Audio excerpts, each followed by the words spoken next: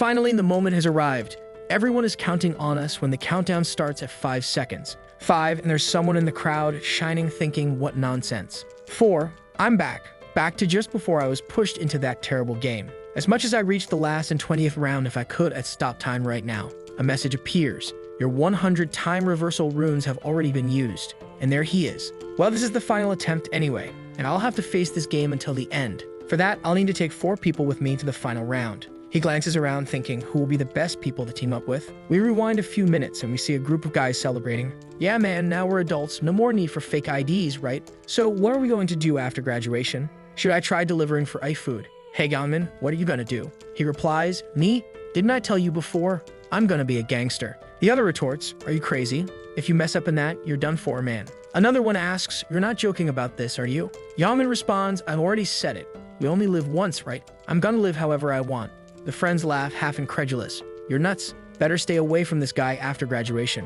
One of them asks, and what's going to happen to that punching bag of yours? The guy you're always picking on? You mean that poor guy with the gloomy face? I don't let him off the hook just because we've graduated. The friend comments, that's cruel. Now I even feel sorry for him. I bet you thought the bullying would end after graduation. Then the other friend says, you're really evil. Huh. And Yaman replies, he doesn't get to decide when this ends or not. I'll mess with him as much as I want. A friend looks up and warns, wait, isn't that the guy you always pick on over there? The protagonist is standing nearby, and the announcer is saying, finally, the moment has come. Everyone is counting on us because there are only 5 seconds left. The future gangster says, it's my punching bag right there. And the announcer continues the countdown, 5, 4. The protagonist starts glowing blue.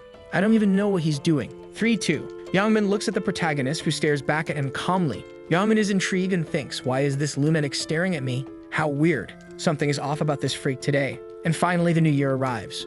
Youngman, irritated, wonders, has he lost his mind? Why is he staring at me? A friend tells him, relax, Youngman. Leave him alone today, it's New Year's. Yeah, we've got plenty of time to mess with him later. And Youngman, already annoyed, says, this useless guy, I'll let him off today. The group celebrates, finally, we're adults. Happy New Year, everyone. May all your dreams come true. Suddenly a voice says, humans are amusing, celebrating the new year without knowing what awaits them. Youngman, looking at his friends, asks, what did you say? And his friend, also confused, says he didn't say anything but heard it too. Then, unexpectedly, an angel appears in the sky and says, seeing you all like this, lost and in shock, you look like a bunch of monkeys in a cage. One of them reacts, what is this? An angel? Is this some kind of New Year's TV show? The guys are amazed at the angel's beauty, commenting on how gorgeous she is. Then the protagonist, looking at the angel, thinks, so she appeared. Even after 99 times, that face still irritates me. The angel smiles, saying, humans are pathetic. Don't think of approaching me, as I have no intention of associating with worms like you. Judging by these reactions, I'm sure you're hearing my voice. Someone raises their voice. What's your deal, playing cosplay as an angel? What do you mean by worm? The protagonist, knowing the angel's madness, already knows what's going to happen next. The angel glances at the guy with disdain and says, how irritating. And then the guy's head explodes. Seeing this, everyone around panics and runs, not knowing what to do. The future gangster exclaims, what kind of nonsense is this? The angel continues, how dare an inferior human speak to me, a superior being like that? Humans have no right to question me, nor should they act as if they're on the same level as me. Unless, of course, they want their heads to explode like that guy over there. I imagine you're all confused by the current situation. How could a bunch of useless beings have any idea what's happening? Let me explain in a simple and easy way. So listen carefully. The protagonist gets annoyed upon realizing he will have to listen to the same explanation again. Then the angel begins, now let's start the game. On the first day of each month for 20 rounds, humans will be spiritually transported to another dimension to play. In this dimension, you will have a single task. Complete the mission assigned to you. If you succeed, you can return to reality with a reward. One of the guys murmurs, it seems like she'll let us live if we complete the missions. She clarifies, some of you might be thinking, it seems like she'll let us live if we complete some mission, but not everyone will survive just because they completed their missions. Only half of the participants who complete the missions will be spared. But don't worry, I won't take everyone. The crowd falls silent in the face of this bizarre situation. And she continues, only humans between 15 and 29 years old from all over the planet will be taken. The protagonist, who has gone through this many times, reflects, when I was taken for the first time, I never thought I'd have to repeat this 100 times. A man over 29 years old, relieved, says, so I'm out of this. One of Youngman's friends retorts, grabbing the man by the shirt, you're happy just because you'll stay alive? We might get eliminated here. Worried about his friend, Youngman says, don't you understand the situation? Didn't you see that guy's head explode? The angel concludes, it seems we'll have about 1.8 billion participants. Now that I've finished the general explanation, it's time to start the game. Their spirits appear in a void and the angel continues. Now you're in a space where you can't see each other. Before starting, you need to create a spiritual body. Think of this as a unique customization, so be careful. The protagonist reflects, well, I'll do what I usually do.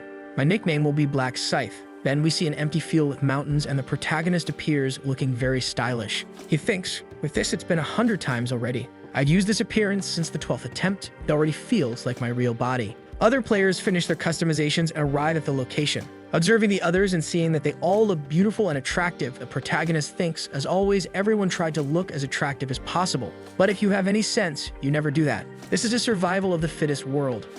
Anyone who stands out too much becomes a target. And if you're eliminated here, you'll be eliminated in the other world too. He comments, resign, whatever. It's almost time anyway. Then he sees Yongmin, who has always chosen muscular body. The angel reappears. From what I see, everyone is satisfied with their new avatars. But I prefer when you're overcome with fear. Let's take a look. 1,800,000 in total. A guy asks, 1.8 million? Doesn't seem like there's that many people. The angel places a hand on her head and sighs, as expected of you filthy humans. Do you think there's only this one space here? Everyone is scattered across other planes with other angels. Now you need to focus on this plane of yours. Anyway, before we really begin, I'll explain it in a very simple way. First, just think of the status window. And then the protagonist opens his status window. Ryumin, nicknamed Black Scythe. Beginner level 1, no class, no title with 33 status points. No skills, no runes, nothing else. The protagonist looks at his status and sighs. The angel comments, well, now that everyone is looking at their status windows, you should have some idea of how fragile you are if you've ever played a game. Get stronger. If you survive and win round 20, you won't just be freed from this game, you'll also have one wish granted. The bystanders comment, a wish? That can't be real, but you have to be the first of all to win. She ignores the comments and says, lastly, say inventory and take a look inside. I prepared a gift. The gangster opens it, and inside is a random rune fragment. The angel comments, as you can see, a random rune fragment for one-time use. You can only use it while you're at level 1. It's the only item you'll receive at the start. The gangster uses the fragment and is impressed. The angel says, judging by your expressions, your luck varied quite a bit, didn't it? But regardless of what you got, be content with the result. This was the luck assigned to you, inferior humans. Now that the rune registration is complete, it's time for the show to begin. She then snaps her fingers and everyone's window announces, mission. Eliminate 100 goblins per person across all regions. Total participants, 1,800,000. Participants who have completed, 0 out of 900 million. Current region, ESK is 45. Participants in this region, 10,200. Participants who have completed, 0 out of 5,100. As she said, only half can survive. The other half will be eliminated. The first goblin appears and someone comments, look, a goblin. This really feels like a game. Could this be some kind of new virtual game being tested on us?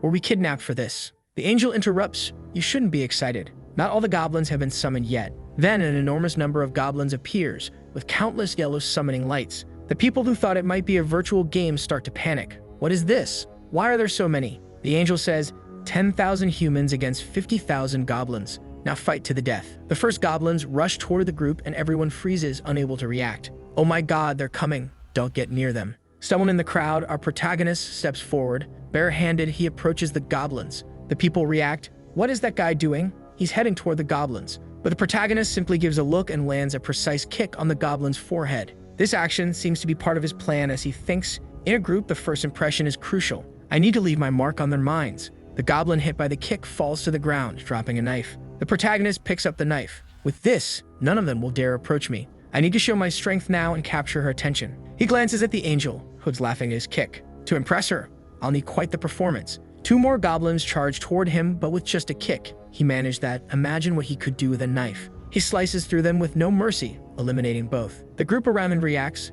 Did you see that? That's insane. Who is that guy? He must be some kind of special force or something. Even his nickname, Black Scythe, is awesome. Someone says, goblins are usually the weakest enemies in games, right? I think we can defeat them too, even if not as easily as Black Scythe did. It probably won't be too hard if we stick together. But as they talk, a goblin attacks, causing the first casualty. Then chaos erupts, people run, others fight, and the scene becomes a frenzy. The protagonist watches everything while easily eliminating goblins, thinking, in this situation, no one will think this is a game. There will only be one thing on their minds now. They'll think only about surviving. Survival instincts will dominate their minds no matter what, and they'll all just keep running. That was also my choice during my first attempt. Only in the second did I realize there was no point in running on this battlefield. A girl, trying to escape, encounters an invisible wall, a kind of barrier, and realizes escape isn't an option. The protagonist knows that for many modern humans, defeating even one goblin is already a challenge. But to survive in this game, they'll all have to overcome that. The chaotic confrontation continues with people falling, goblins attacking, and the angel watching.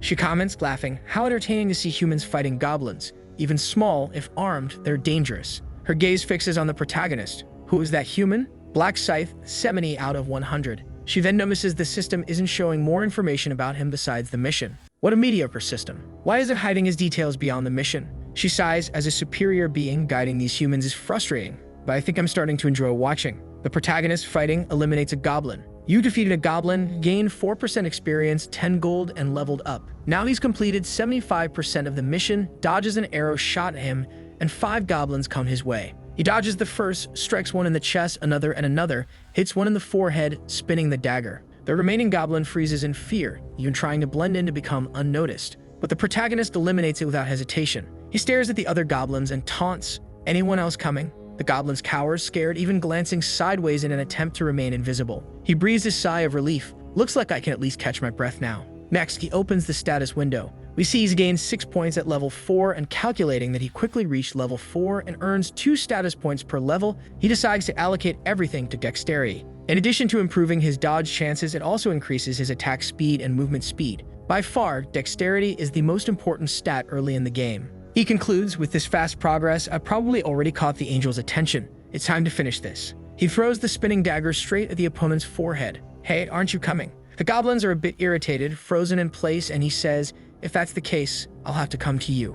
In the blink of an eye, it seems he teleported, already holding the knife behind them. The goblins look, but he quickly moves through them, eliminating them all. Experience increased by 4% plus 10 gold. You leveled up and eliminated the 100 goblins. The mission for the first round was completed, and then he was surrounded by a golden barrier. I passed round 1 without much effort. The reason he eliminated the goblins like a true maniac was to catch the angel's attention, but also, then the system announces, "Congratulations, you completed the mission first in the current region. Congratulations, you completed the mission first across the entire region. Round 1, entire region, Black Scythe." And he sighs, once again, first place. It's very advantageous to complete the missions quickly in the rounds, as the top 3 receive several rewards depending on their placement. The system then says, as a reward for finishing first in the current region, you receive a low-level rare weapon ticket. And most importantly, for finishing first across the entire region, you receive a special reward and a selection chest, which is obviously the best reward. He then says, "First, I'll use the weapon ticket I got from the current region." He sees that he can choose between a sword, a stiletto, or a spear. Well, it's not much, but I'm still satisfied to get items this early. Our protagonist, full of confidence, chooses the stiletto, of course.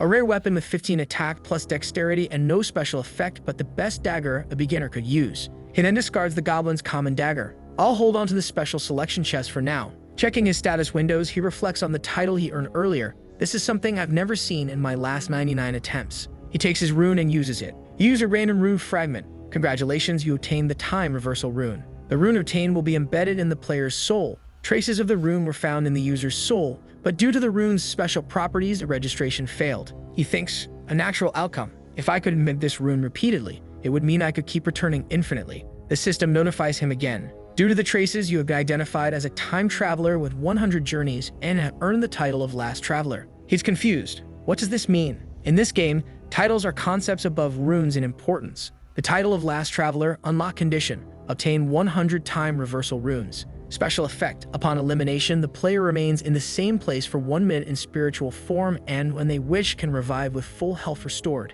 It's a one-use ability. The title disappears after resurrection. He continues explaining that titles are much more powerful than runes and harder to obtain. Additionally, resurrection is an ability exclusive to priests who at most recover 30% of health, but this one brings him back with full health. Looks like I got something incredible. It's always good to have a card like this up my sleeve. He then sets his status to private so no one knows about this ability and looks around. It seems people are about to complete their missions too. What is Youngman doing? Look, there he is. He sees that many are starting to complete the mission as well, while the angel comments, I was starting to get bored, pitiful humans. Gradually, they were eliminated until only as many remained as there were goblins. She sighs, I apologize, it was my mistake. Shall we make things fun again? A girl cries, hugging a friend's body as his and the others' bodies begin to disappear, while the next legion of goblins appears. The crowd panics as the angel enjoys herself. I gave you a refill of another 50,000. I'm sure you now have more than enough to eliminate. At this point, people are already adapting and preparing to eliminate the goblins. Stabbings, shoves, and intense fights take over the field.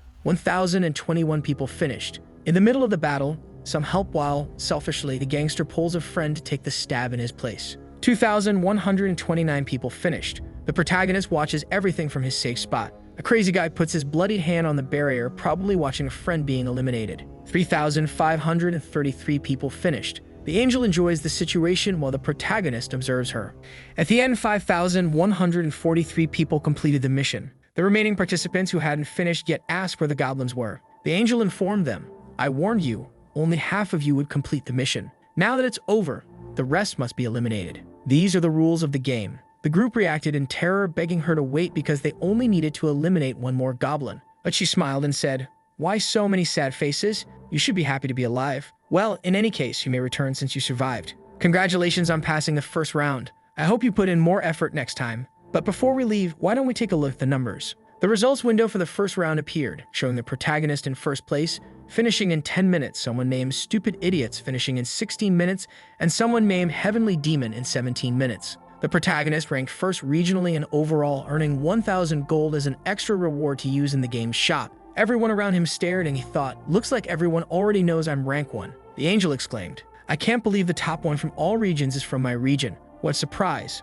Black Scythe. Then she asked curiously, "How did you get so strong? Did you acquire some special rune?" She tried to check his status but couldn't. He taunted her. "Why don't you check my status window?" She replied, "I could if I wanted to. Do you think an angel wouldn't have access to that information? I was just testing you." He smiled sarcastically, thinking, "Don't make me laugh." "Miss Angel," she responded, "What is it, human? Can I make a request?" "A request?" "Yes, I feel like the reward for being rank 1 could be a little better, don't you think?" The people who saw the angel blow someone's head off stared at him. "Oh my god, what's he doing?" The angel is, "What? What did you just say?" Then he said, "So, I hope you have something better to give me." The angel repeated, "What did you just say, human?" The protagonist didn't care. "I didn't like the reward I received, so I'd like you to give me something better." The angel glared at him, thinking, "This audacious human dared to make a request of me? I was only keeping an eye on him because he was active early on, but now he thinks he's all that just because he defeated a few goblins." She thought, ridiculous. I'll blow his head off. But then she remembered, my ability to instantly eliminate someone can only be used once, and I've already used it. But this arrogant human, it's not like I can't get rid of him. I know exactly what I'll do. She turned to the protagonist. "You want a better reward, don't you? Normally, I'd refuse this kind of request immediately, but I'll think about it and we can have a private conversation. Everyone else, please wait." The others were stunned. "Wait, what? She's actually going to give him a better reward? I can't believe that lunatic actually convinced the angel. Should I try complaining too? I didn't like my reward either. But I'm sure it's just because he's rank 1. How good is the reward she's going to give if she's making us all wait here? I'm so jealous." The protagonist glanced at Yeonmin, who didn't seem to care about any of it. Our protagonist was walking in the forest with the angel. She asked, "Why aren't you walking closer to me? Do you want me to keep turning my head to talk to you? Walk by my side." The protagonist sarcastically replied, "All right, insolent human. You only listen when someone yells at you. Such a greedy race, incapable of listening to others. And how am I supposed to change something the system assigned to him? It's not like I'm going to make an exception for this guy. He should just accept what he got from the system. He'll learn what happens to a greedy insect. As soon as we pass that rock, I'll get rid of him. Of course, there's a chance it could go wrong. If I eliminate the first place participant for personal reasons, and without my unique ability, other players might question the fairness of the game. In that case, the people in charge might want to punish me for ruining everything. That's why I brought him to a place with no observers. Foolish human, none of this would have happened if you just stayed quiet." She then turned to him. "You want a better reward, don't you? Tell me, what reward would you like?" He responded with a punch, striking the angel in the face. She staggered, stunned, losing her balance. "A daring human struck me," she exclaimed. She tries to recover, but he vanishes and reappears behind her, grabbing her wing and ripping it off. "Now you're not going to escape." He adds, "Stop being a crybaby," and tears off the other wing too. "Now you won't be able to get away. It hurts, doesn't it?" Resentful, she replies, "Of course it does." He retorts, "If it were the other way around, in 5 minutes, you'd be asking me these same questions," laughing obnoxiously. Perplexed, she asks, "Are you crazy? What are you talking about?" He then says, "You were going to eliminate me with that dagger hidden in your wing, weren't you?" "I knew it." She denies it. "I'm going to eliminate you, but I don't know what you're talking about. I had no such plans." He responds, "There's no reason for you to lie to me. I can tell just by looking at your face, Burial." The angel is surprised. "How does a human know my name?" She asks what he's doing with the weapon. He teases her. "Don't you know?" She becomes furious and threatens him. "Do you want me to blow your head off? With a snap of my fingers, you..." Sarcastically, he says, "Remember, you no longer have the ability to eliminate." Realizing her predicament, she mutters, I'm in trouble. She tries to threaten him. My allies won't let this slide. He laughs. Allies, angels are selfish. They don't care about each other. If you're finished here, I doubt they'll care. Desperate, she pleads, you won't gain anything from this. Just stop. He laughs again. I'm going to finish you off, of course I'll gain something. You just don't understand yet. Still hesitating, she warns. If you eliminate me, you'll regret it. You won't be able to go back home. He replies, this system will automatically return me at the end of this. How do you know that? In desperation, she promises him information in exchange for her life. He answers coldly, if I needed information, I'd extract it from you. I'd torture you until I found out everything I want. Your species' ecosystem, your purpose, and the fact that you're nothing more than a chess piece pretending to be a guide. The angel tries to argue, but the protagonist, without hesitation, strikes her in the heart. She falls defeated. An angel has been defeated, announces the system. You're the first player to eliminate an angel. The title First Angel Slayer has been granted and you receive angel's blood as a reward for eliminating the first angel. He comments, this time I was first as expected, and also received the slaughter rune, which was automatically registered in his soul. He knows that with this title, whenever he fights a sacred monster, his stats will be doubled. He recalls learning about this reward after eliminating the first angel on his 13th attempt. It's likely because only one player can obtain it. The acquired rune, called the Slaughter Rune, increases his stats by 1% for each defeated target, up to a maximum of 100%. The effect lasts until the end of the round. He reflects that perhaps because only one person can receive it, these rewards are comparable to unique items and other angels would be shocked to discover he already possesses this rune. Lastly, the main reason he eliminated the angel was for the angel's blood, a unique rank consumable that allows the player to change their class to Reaper. This item can only be used at level 10 or above and is offered to the first player who eliminates an angel. All players can receive a class starting from level 10. There are a total of 30 different classes and changing class is fairly simple. You just need to obtain a class change item. Usually, they are naturally acquired through hunting or completing some simple conditions. However, there are exceptions when you want to change to a unique class, which is granted only to one player under special conditions. It's obvious that unique classes are completely different from regular classes. The additional stats, advancement runes, and compositions are far superior. The protagonist then states, now I'll claim the reward for finishing first across all regions. He is presented with the following options.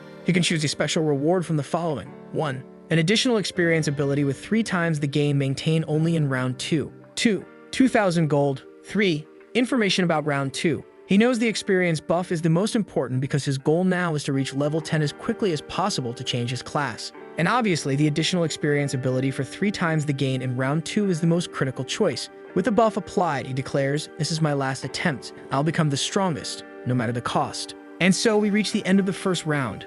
The gangster wakes up in the place where the New Year's celebration was happening and immediately starts talking. So this is the New Year's bell? What happened here? Did everyone pass out like I did? Some people begin to wake up, commenting, wow, what a strange dream. He checks the clock, 5:20 a.m. The same amount of time that passed in the dream had passed here. Everyone, including his friends, wakes up with a headache. He remarks, you're up. So Youngmin, did you pass out too? Youngmin responds, it wasn't just me. It seems like everyone passed out. He comments, it looks like everyone fainted at the same time. What's going on? I was about to say I had a very strange dream. A friend asks, Youngmin, did you have that dream? Youngmin hesitates. Yes, but I'm not sure it was a dream. So do you think it was all real? The goblins, round 1 and everything else. Are we really going to be sent to the next round next month? Suddenly, they notice someone who hasn't woken up. Hey, why isn't this guy getting up? When they touch the person, they realize the body is cold. One of them, worried, comments, he's not breathing. I can't feel his pulse. Is he really dead? Another person says, did he die because he didn't survive the game?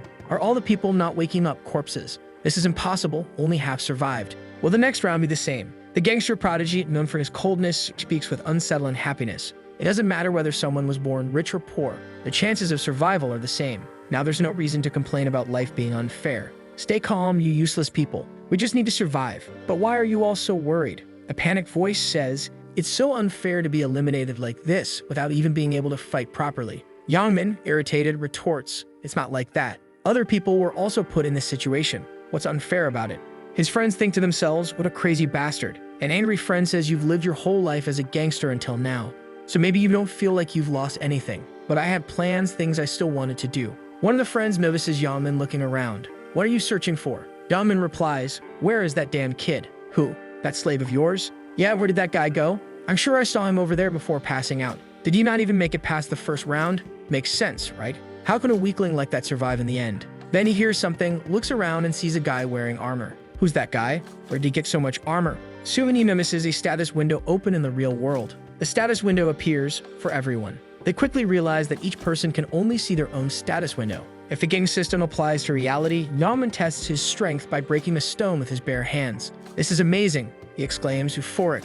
The news quickly reports an unbelievable incident in front of Jongho, where the New Year's event was supposed to take place. More than 10,000 people passed out simultaneously. The scene even includes footage of the angel, and the report describes how one person died instantly, followed by the angel raising her hands, causing all 10,000 people to pass out. According to the police, this only affected people between the ages of 15 and 29. Meanwhile, on the internet, no one believes it. Those reporters are insane, many say, while others think it's just computer graphics. Meanwhile, the protagonist, Sirius, comments, "This is just the beginning." The news continues to report on the events. The protagonist reflects, "While the articles are talking endlessly about the deaths, the real issue lies elsewhere, the fact that the player's abilities now apply to reality. Even if the effect is small now, as their levels increase, these players will become transcendent entities. No modern weapon, not even an entire army, will suppress them. They'll become uncontrollable human weapons." He thinks, "I can't just sit by and watch as the world descends into chaos. If I let things follow their natural course, humanity will be finished before the 20th round.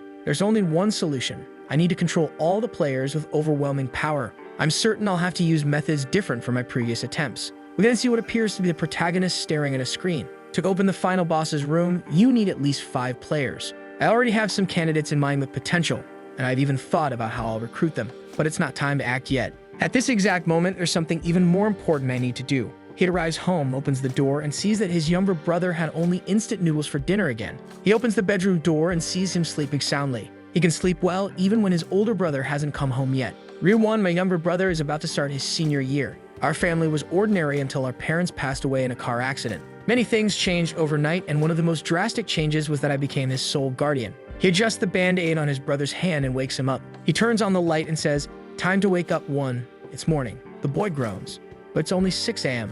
We don't have time to sleep now." "What? What's going on?" "I'll explain later. Get dressed quickly. We're leaving." "But where are we going?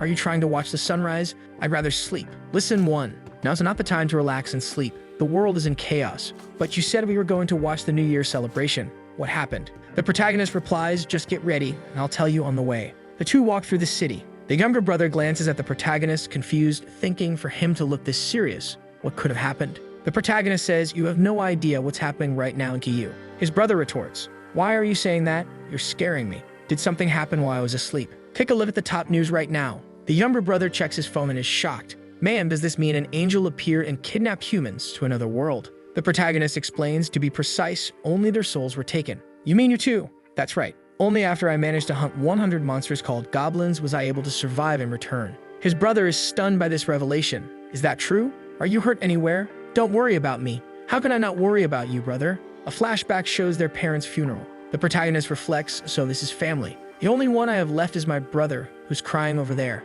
I know that to fill the void left by my mom and dad, I need to become stronger mentally. But having a strong mind and defeating 100 monsters are two completely different things." The younger brother thinks he has a weak side too. The protagonist says, "I know what you're thinking. Where I was, there was a system called status, just like in games, so physical abilities didn't matter to me." "Wow, so there was something like that." The protagonist continues, "And one more thing. When you see me later, you won't think I'm weak." His brother, confused, asks, "What do you mean by that?" The protagonist responds, "Well, if you want to know, just follow me." The younger brother says, "Man, I don't want to. Just tell me where we're going or I'm not taking another step. Please tell me first." The protagonist sees the band-aid on his hand, lowers his eyes and says, "Bang Taegu." His brother, startled, asks, "What about him?" "We're going to Bang Taegu's hideout, the delinquent in your class. I know he's been bullying you." "How do you know about this?" "You thought I wouldn't find out." The younger brother thinks, "I tried so hard not to make it obvious. My brother already has so many problems and things are so hard. I'm sorry, brother." The protagonist admits, "To be honest, I really didn't know. I'd only discovered the truth a few hours after I returned from my first round." Then the protagonist rests while his brother says he's going out. The protagonist narrates, "My brother went somewhere that day." The protagonist receives a call. "Hello, is this the guardian of Ryewon? You need to come to the hospital urgently." He rushes there, but that day, his brother became blind. Because his older brother is weak and stupid, he thinks. He apologizes but promises that no one will bully him ever again. The scene shifts to a warehouse where a boy is being beaten. A blonde guy sneers, "Are these brats looking to get eliminated? Didn't I tell you to bring 200,000 each?" The boys are all bruised. "What? No answer? Are you ignoring me?" He lands another punch. The onlookers remark, man, as expected of Taegu. He's cruel even to his lackeys. Even the oldest students at his school don't mess with him. No matter what happens, it's better not to get on this guy's bad side. And there's Bang Taegu. What a load of crap. I was going to buy a motorcycle today with the money I was supposed to get, but it's all thanks to this bunch of useless idiots. He approaches a friend and asks, hey, where can I get some money? The friend replies, where I get money? Think fast and figure out a place to get some cash. An idea comes to him. That guy you always steal from, your slave Taegu, the tall guy with curly hair. Whatever you call him, he must have money. Taegu says, real one, that bastard. I was already planning to call him, so I'll beat him up to celebrate the new year. I'll rob him until he's broke. That'll be fun. But then he hesitates. But that guy is practically homeless.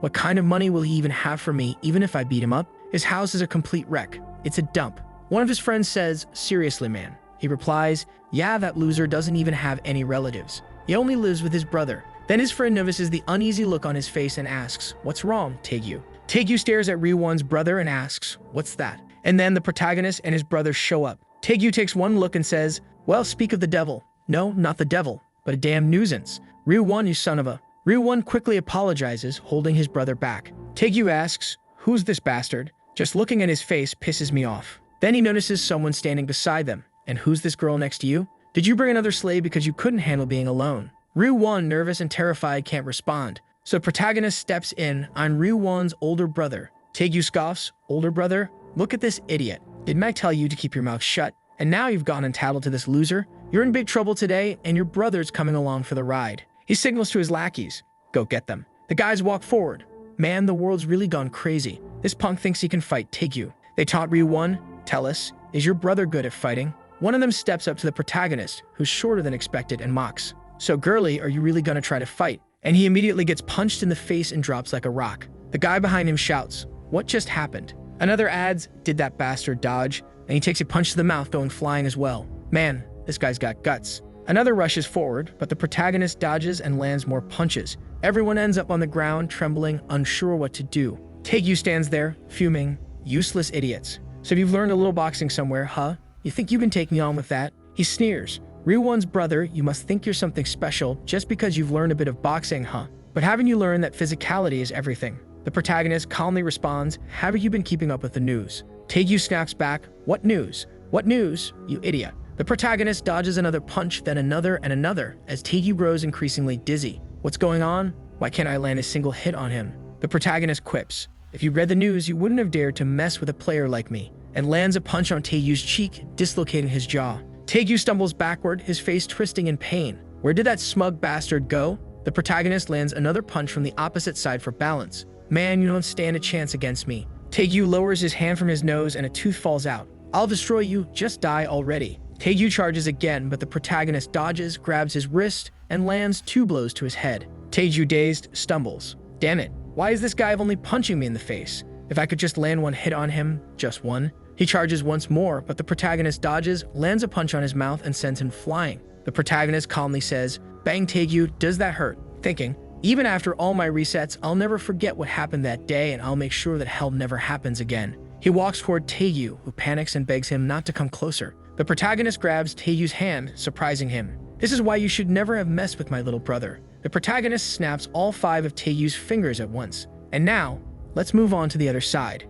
He grabs the other hand. The guy yells, no, no, but he's taken down as well. Taegyu's lackeys are already running away in desperation. Even his brother can't handle the sight, suffering from afar. The protagonist speaks. If you mess with him again, Taegu, you know what'll happen. Right. Taegu responds, I know I won't touch him again. The protagonist says, that's right, but I need to make sure of it here, since your heart might change. The guy is desperate, and then it's just breaking left and right. The scene shifts to the 2 of them walking back. His brother, a bit shaken, asks, brother, how did you do that? Did you learn martial arts or something? The protagonist answers, didn't I tell you not to worry? Didn't I? Players can use their skills in real life. What do you mean? Like this. He pulls out the dagger he received from the other world. His brother, surprised, exclaims, a knife, out of nowhere. So you can summon your weapons like that. Exactly. And when I was moving quickly, that was because of something similar. I dodge all their punches. The protagonist adds, that's right, my dexterity is now 11. Your dexterity stat, that's from the gain, right? A normal human has 3 points and a professional athlete has 10. So what will happen if your level increases even more? The protagonist replies, how would I know? I haven't reached that point yet. Of course, this is a lie. He can't reveal that he's a time traveler just yet. The first time he revealed everything during his 21st regression, his brother was kidnapped by another player. Although he took revenge, he doesn't want his brother to experience that humiliation again. He knows he must be prepared if he wants to protect him in future battles between players. For now, he says, "You want to grab breakfast at a convenience store? You're hungry, right?" "Yeah." The two arrive. His brother asks, "Brother, where are you going?" "The noodles are over here." He replies, "I know. Wait a moment." He swipes his card, thinking, "This is everything I've saved up so far. 133,001. You withdrew all that money? I need it for something." He looks at the shelf and says, "What do you want to pick out today?" His brother hesitates. "Brother, everything here is so expensive. Over 5,001. The protagonist responds, "It's fine. Eat whatever you want. Are you really going to fill up on instant noodles for New Year's?" "That's true. But will we have enough if we keep doing this?" "Don't worry. Pick whatever you want." "Okay, then I'll choose this spicy pork belly. I've been wanting to eat this." The protagonist adds, "Soon we'll go to a restaurant and have steak, all right? Like really expensive meat." His brother protests. "What are you talking about? This is already more than enough for me." The protagonist looks at his brother and thinks, "Just wait a few days. I'll make you so much food you'll get sick of it." The younger brother eats happily, while the protagonist smiles, content. He stands up, and his brother asks, "Thanks, but where are you going?" "Wait here a moment." The protagonist heads to the counter. "Brother, you took out all that money for this." He buys a bunch of lottery tickets. Finally, someone doing the bare minimum after returning in time. "Huh? We're going to win the lottery." His brother protests, "You're spending it all on lottery tickets." "Yes, but how many are there?" 20. "What? You spent 100,001 on lottery tickets? What if we don't win anything?" The protagonist reassures him, "Relax and just watch." "What are you doing, brother? Are you choosing the same numbers? Why are you asking?" "These are the winning numbers." The next chapter begins with the lottery announcement. Let's start today's draw. His brother, nervous, mutters, "Man, we're doomed. We just wasted 100,001. We should have bought food with that money instead." The protagonist says, "Brother, stop biting your nails." "All right, here we go." The first lucky number is 3, the second number is 18, then 9, 38, and the final number is... They're all here. His brother stares at the screen, then at the tickets. "Wait a second, this is insane. We hit the jackpot." "Brother, pinch my cheeks." The protagonist says, "Pinch yourself. This is a dream, isn't it? Do you want it to be a dream?" No, never." Then he says, "Don't worry, it's not a dream." "Isn't all this just a dream?" "I'm telling you it's not. We really came in first place." His brother is overjoyed, celebrating. He says, "Keep your voice down. The neighbors can't hear about this." And then adds, "Why are you so excited about it?" "Of course. Aren't you happy?" "I am, of course. I'm just thinking. I was the same way the first time. I even shouted with joy." He recalls his first time, how thrilled he was back then. But after repeating this process dozens of times, it's become almost like an annual event he's forced to endure. He knows he has to quickly amass wealth after each reset because 900 million have already been eliminated. The economy will soon descend into chaos and trading between players will become far more active in the future, all conducted through money. His brother, staring in disbelief, exclaims, "I can't believe all those 100 tickets won first place. How much are we going to get?" The protagonist replies, "I have no idea," though he clearly knows. It's enough to shake the world, a lottery win of monumental proportions. At the lottery office, the protagonist arrives. "Well, I've collected this first place reward so many times I don't even get nervous anymore." He approaches the clerk. "Hi, I'm here to claim the first place lottery prize."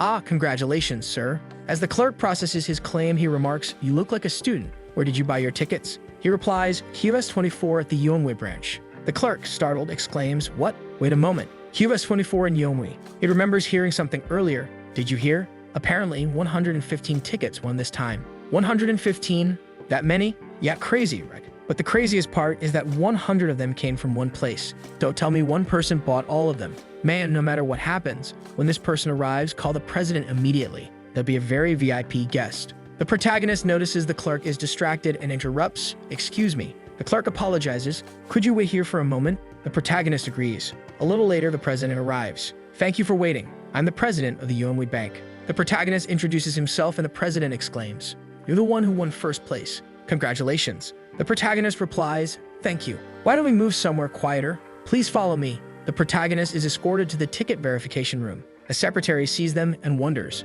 "Who's that guy with the president? Could he be his son?" The president introduces him. "He's a VIP guest here to claim his reward. Please ensure he's comfortable." The secretary thinks, "VIP? Could he be the one who won with 100 tickets?" The president says, "You may proceed now." The protagonist thanks him and the secretary collects herself. "Stay calm." She greets him. "Would you like something to drink? We have plenty of options." The protagonist politely declines. Then she gets to the point. "Did you bring the tickets, sir?" The protagonist hands over 20 tickets, each containing 5 entries. She examines them and exclaims internally, "I can't believe he really bought them all with the same number. Can he see the future?" A short while later, after verifying all 100 tickets, she confirms all 100 tickets are first-place winners. The protagonist asks, so how much will I receive? She replies, sir, your total rewards amount to approximately 22 billion won. After taxes, it'll be around 15 billion. The protagonist remarks, well, everything happened quickly. After claiming my reward, the first thing I did was find a place for us to move into. Then I opened an investment account. Bitcoin is projected to increase by 500% next month, so I invested all the money there. Later, he talks to his brother. What do you think of our new house? Do you like it? His brother, beaming, says, of course. This house is incredible. I've never seen a place this big. It must be so expensive. The protagonist responds, this was the best place available for an immediate move. His brother asks, but why did you choose to rent instead of buying? We have so much money. Wouldn't it have been better to just buy it?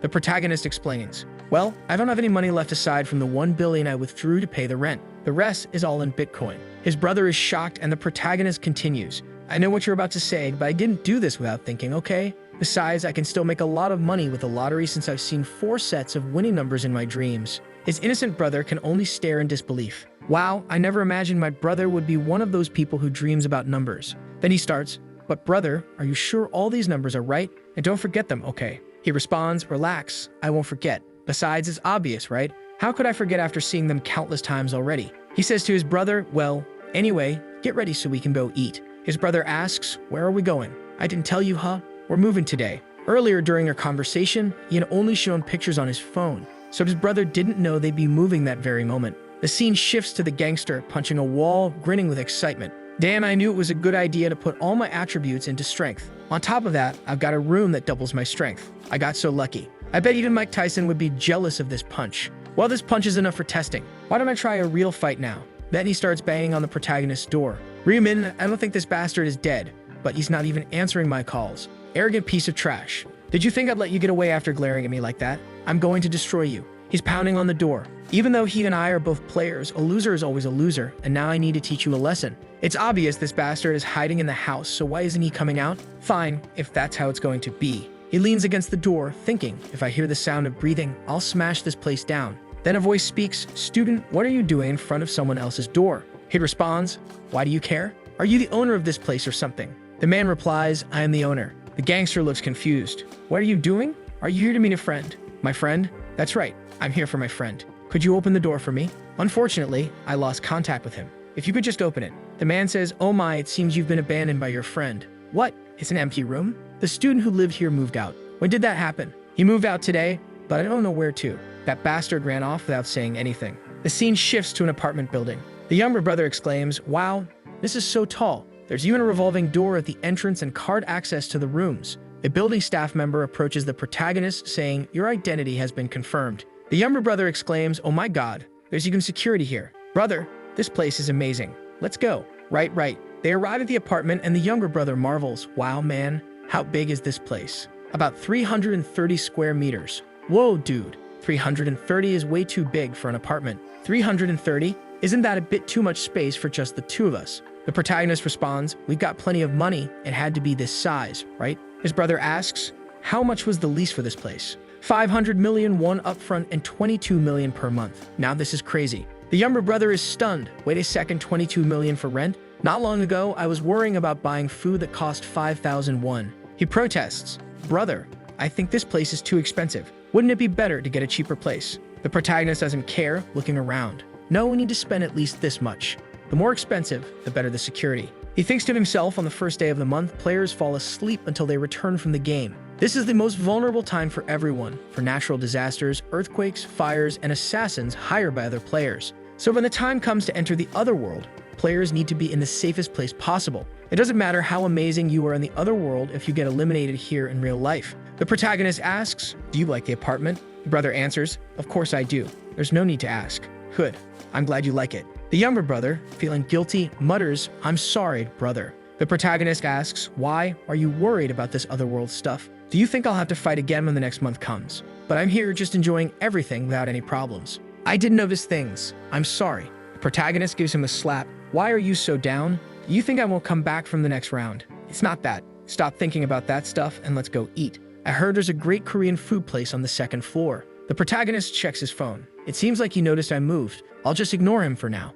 It's not like I'll run into him again in real life. Well, maybe in the other world. The next day, the protagonist wakes up. He sees his brother heading out and asks, "Where are you going?" The brother replies, "You're up. I ordered some rice cakes. I'm going to pick them up." The protagonist thinks, "Rice cakes? I don't remember this happening in any other reset." Of course, things aren't guaranteed to happen the same way, but it's the first time he's going to get rice cakes. He asks, "Why did you get them?" The brother replies, "I'm going to give them to our neighbors since we just moved. Isn't that a good way to make a good impression?" The protagonist says, "Not a bad idea to be a good neighbor." The brother agrees. "Well, I'm off to pick them up.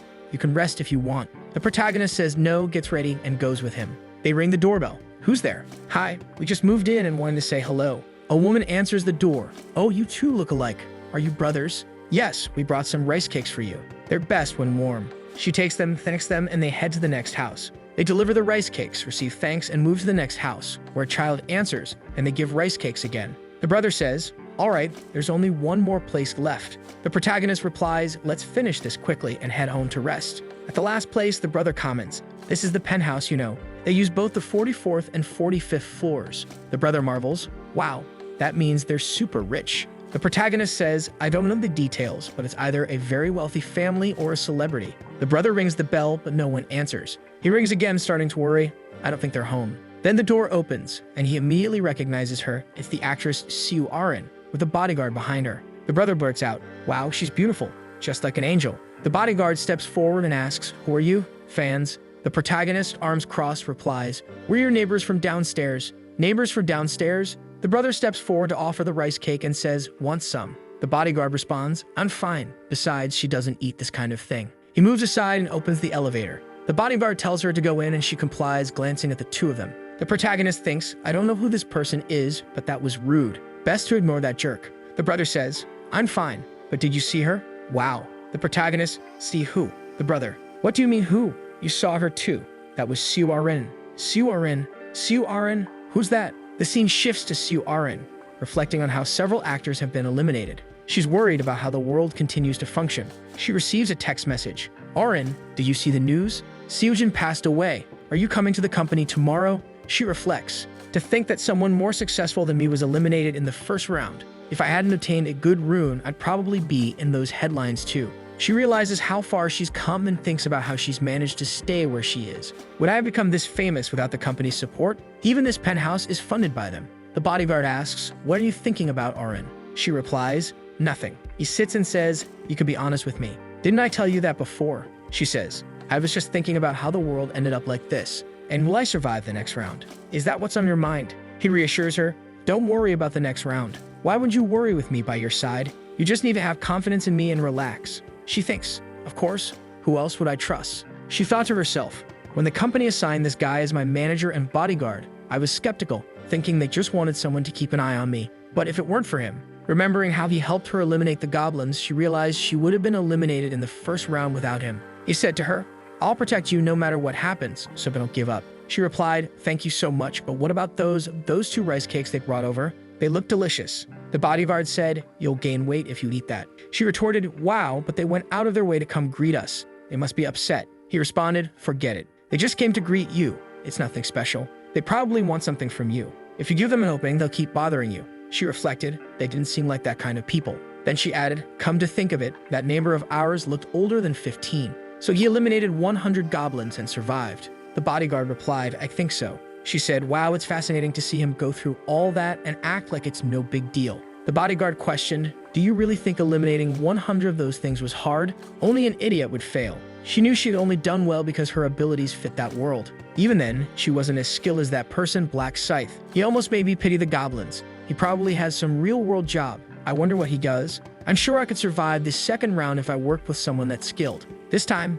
I only survived by luck. Will I really make it out alive next time? The next day, Tuesday, January 31, 11 o'clock a.m., the protagonist arrives home, and his brother greets him. "You won again." Apparently, the protagonist had won the lottery once more, this time a casual 15 billion won. His brother exclaimed, "Didn't the bank say anything? This is your fourth win." The bank president, already intrigued, said, "You're back, my lucky client. What's your secret?" The protagonist replied, "I told you last time. I got a divine message in my dreams." The president remarked, "Wow, I wish I could have those dreams." His brother asked, "So, were you putting all that into Bitcoin again?" He confirmed, "Yes, it's already up to 150 billion. His brother cautioned, "Shouldn't you start withdrawing it? I'm worried it'll crash." The protagonist responded, "Not yet. Now let's eat. They ate and walked around the city. At 11:55 p.m., lying beside his brother, the protagonist said, "Brother, you have to stay alive and come back." His brother looked at him and replied, "Relax. You saw me deal with Taegyu, right?" He nodded. The protagonist placed a hand on his brother's head and said, "Don't worry, just go to sleep. When you wake up, I'll already be back. Now I'm off." He was transported to the second survival round. The usual crowd muttered, "We're back again. I'm here once more. This place looks different from the first round. Who's that guy?" Everyone stared at the protagonist, who looks stylish as ever. He observed, "Judging by how they're keeping their distance, most people seem to recognize me. Everyone's here. When will it begin?" A new angel appeared and said, "You're all here, but I'm a different angel from the previous one. Why do you think that is? What happened to the other one?" Confused people asked, "Where's the other one?" She replied, "The angel who managed the previous round had an accident and won't appear. But don't worry, humans. From now on, I will guide you. Since everyone's here, I'll now announce the objective of this round." The mission window appeared for everyone. Round 2, main mission. Select a regional representative within 3 hours. People questioned, "What does it mean to select a regional representative? I thought they'd ask us to kill some monsters." One of them pointed out, "Wait, check the survival numbers. Can everyone survive this round?" The angel commented, "Since everyone seems confused, I'll explain.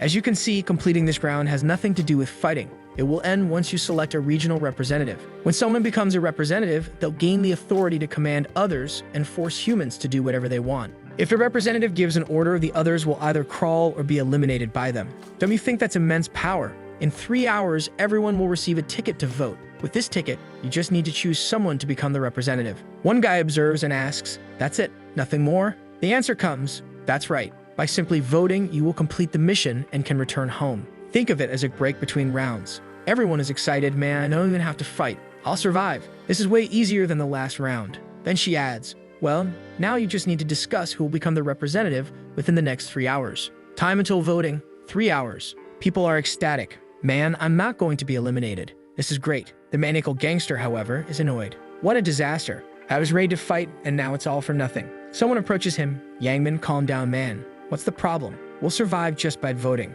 But the maniac keeps ranting, "I put all my attributes into strength and can't even show my potential. This is infuriating." The protagonist thinks, "Well, seeing how he put everything into strength, he probably got the strength rune this time too. Everything, including Yama's rune and this whole situation, is exactly as I remember." They'll spend the next 3 hours arguing about who to vote for. But becoming the representative isn't the most important thing. The existence of a main mission means there's also a secondary mission. The hidden mission for round 2 is to acquire a class. To do that, I need to reach level 10 as quickly as possible. He spots a hidden goblin in the forest and says, "Come on." The creature rushes at him, but with one swift move to the neck, it's done. Current kills, 1/100th. With a 3x buff applied, he gains 9 experience points and all his attributes increase thanks to the rune from killing the angel. Going deeper into the forest to start hunting is the right move. Goblins travel in groups, so where there's one, there are more. The goblins stare at him, ready to attack. But if I were you, I wouldn't. It'll all be torn apart. However, since they're designed to be defeated, one takes a hit to the chest, another is sliced down, and soon he's at 50 kills. One more level to go. Oh, only 30 minutes have passed. He checks his status window. Black Scythe, level 9. At level 10, and I can already change classes. If I had a strength rune, it would be more efficient to boost my strength. But it's tough to survive if you only invest in strength. No matter how strong you are, you're done if you take a fatal blow. Players have 4 attributes: strength, intelligence, dexterity, and luck. Strength increases physical power, health, and defense. Intelligence boosts magic power, mental fortitude, and thought processing speed. Dexterity enhances attack speed, movement speed, and dodge chances. Luck increases the chance of critical hits and finding rare items, and it also increases the amount of gold earned. This is a game where you can't just dump everything into one attribute, especially for the Reaper class, which deals both physical and magical damage. I need to balance all attributes equally. However, for now, the focus will be dexterity. As he continues toward more goblins, he hears footsteps behind him. "Wait, someone's following me? I didn't know this because I was hunting, but I'm sure someone's here." The strange thing is, no one has ever tracked me in any of my resets. He pulls out his knife and says, "I don't know who you are, but show yourself now. If you don't declare your intentions, you better start praying." And then who appears? Our first waifu. "Hello, it's me." The protagonist recognizes her. "This person? The actress Siu Arin? Why is Siu Arin following me?" She apologizes. "Sorry for following you." Her bodyguard steps forward. "Apologies as well. We didn't mean any harm, so please don't be upset with us." The protagonist notices the man's nickname, On Sang Chiel. Wait a second, isn't this guy the right-hand man of Megyeonrock? He thinks, I'll have to come up with another name for him. That one's too complicated. Megyeonrock is the eldest son of one of the biggest corporations in the country and a player with the nickname Heavenly Demon. He's also one of my targets. Recruiting the Heavenly Demon to my team will make my growth a lot easier. What I really need is the healer who will ally with him. I didn't expect to meet his right hand so early, but why is An Sang-cheol walking alongside Siurin? Wait a second, was he the guy standing in front of her apartment? Now that I think about it, I recall something about the Celestial Demon sponsoring a celebrity as part of their business. But what matters now is, when did you start following me? He thinks, Gam, I don't like this. The future is changing again. Siurin speaks. We started following you right at the beginning. I saw you heading into the forest and decided to come too. Sorry if that upset you. The protagonist asks, why did you follow me? It's not for any bad reason. I just wanted to make you an offer. An offer? Yes, you placed first in the first round, so I was thinking we could cooperate or something like that. The protagonist asks, cooperate? As far as I know, cooperation is a word used when both sides benefit. She replies, that's true. He immediately responds, but I don't need you, do I? I'm doing just fine fighting on my own. Don't waste my time with useless conversations and leave. Wow, the protagonist is not holding back. She tries again, let me stay with you. And he says, no, I'm too much of a man to stay with a woman. I have no intention of forming a team with you. Then he turns his back and walks away. The guy gets irritated, thinking, who does this bastard think he is? How big is his ego? She collapses to the ground and he exclaims, Miss Arin. She responds, he's not rank 1 for nothing. The pressure was overwhelming. The guy says, pressure? Of course you'd be nervous with him pointing a knife at you. She replies, I just wanted to form a team with rank 1, but it looks like things didn't go as planned. He says, what did I tell you? People like him are too proud to consider teaming up with anyone. I know, but it's still disappointing. Well, don't be. We're wasting time following someone like him anyway. She comments, wow, I didn't know there would be monsters like this in the forest. Should we spend this extra time hunting? Not a bad idea. All right, let's go, Mr. Bodyguard. Seriously, call the guy by his name, girl. Even in a virtual world, show some respect for his profession. Meanwhile, a goblin looks around confused. Where is he? The protagonist suddenly appears and strikes. He thinks you're talking about cooperation while I'm this busy. I don't even have time to consider those things. It's almost time to level up. You eliminated the hobgoblin. 60 eliminations. Then a pack of wolves appears. Wild dogs. Okay, 5 at once. Looks like I'm lucky. The beasts charge at him, but the protagonist glances at them and swiftly takes them all down. They drop to the ground, dead. 65 eliminations. You've leveled up and reached level 10. It's time. You've met the conditions for advancement and can now access the shop. Finally, my advancement. Round 2 side mission. Advance before the voting period. Completing it rewards you with a 50% discount coupon for a daily shop item. Most people who see this side mission for the first time get confused. A mission item? Where do I get that? How does it work? What are classes? It's obvious that receiving a class is a big deal. But the problem is that no one knows how to get class change items yet, as they're only obtained after fulfilling certain special conditions. For example, warriors need to raise their strength to at least 10 and eliminate 30 monsters at once. A berserker must continue hunting while bleeding. An assassin needs to stab multiple monsters in the back. In other words, players must perform actions related to the class to unlock advancement. At first, I kept hunting monsters repeatedly, hiding and fleeing through the forest. That's how I received the Hunter class. But after learning about the Reaper class, I stuck with it. Now I've got the item. Use. You use a class advancement item. Your class cannot be changed. Choose carefully. Do you want to switch to the Reaper class? I don't even need to think about it. Yes, you switched to the Reaper class. As a reward, you've received the Reaper rune. And there it is. When used during the day, the weapon's attack is doubled. At night, attack speed increases by 50%, and the chance of an enemy detecting you is drastically reduced.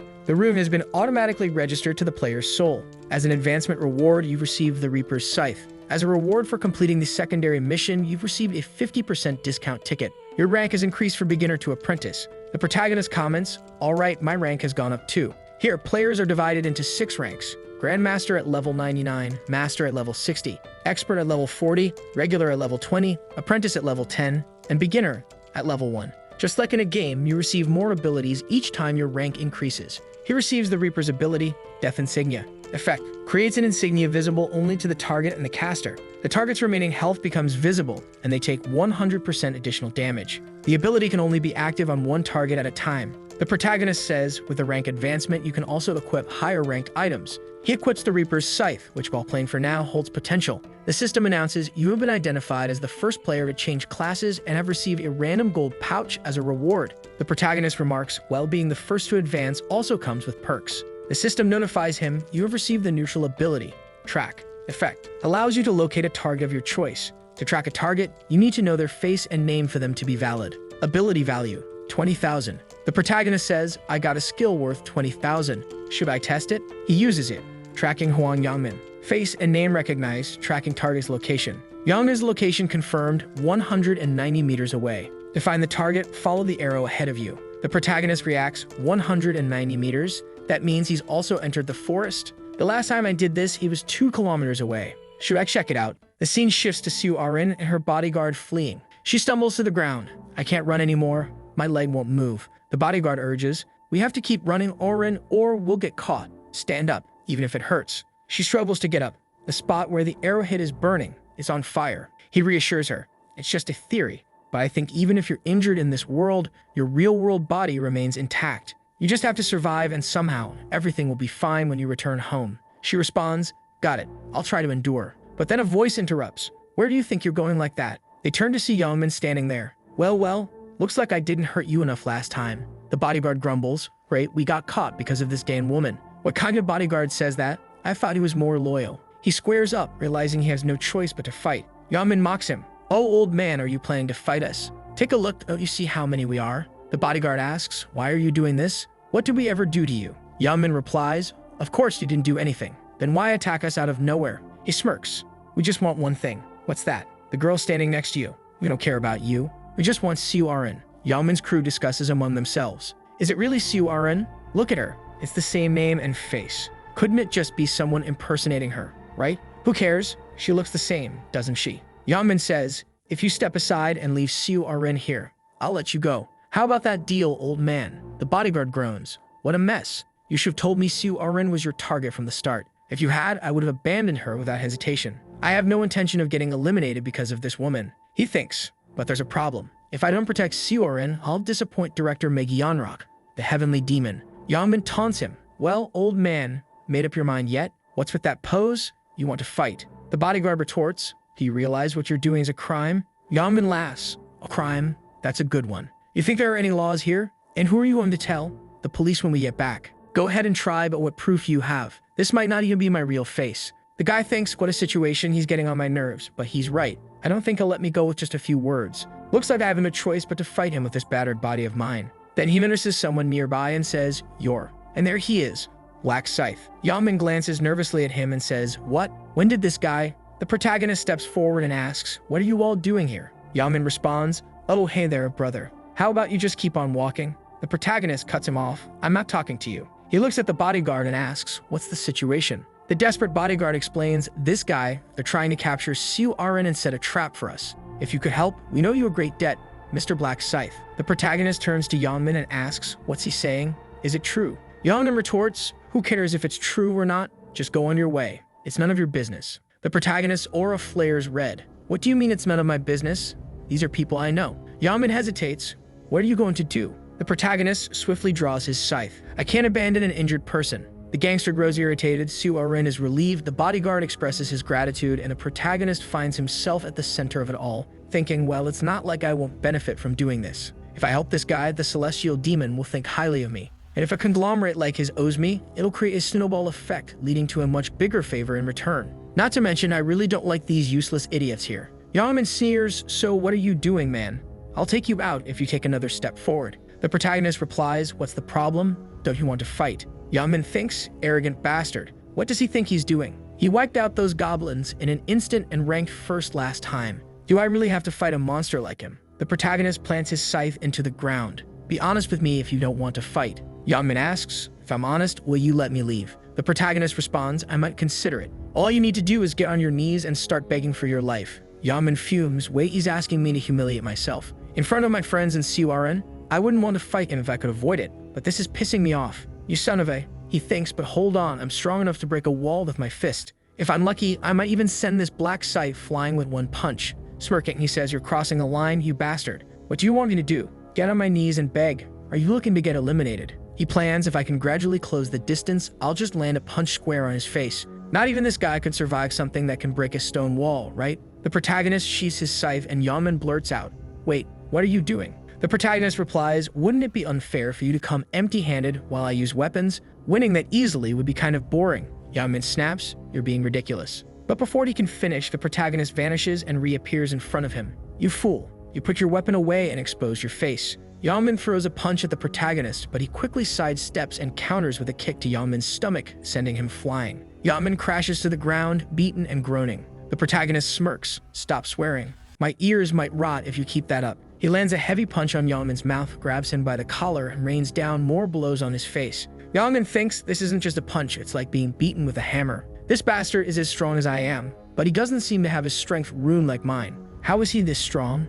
Dizzy and battered, Yaman's friends try to intervene. Yaman shoot him. One of them draws an arrow and Siu Aran watches in fear. The protagonist calmly steps aside, closes the distance, and now face-to-face addresses the attacker. Oh, I think you got lucky and managed to find a bow while hunting, right? It's a shame you've ended up meeting me. The scythe is already out, it swings, and the arm goes flying kid. The guy is already on the ground, writhing in pain, and the other two are panicking. Do you think you can escape after messing with us? You're done for. Die, you bastard. The protagonist just gives him a look.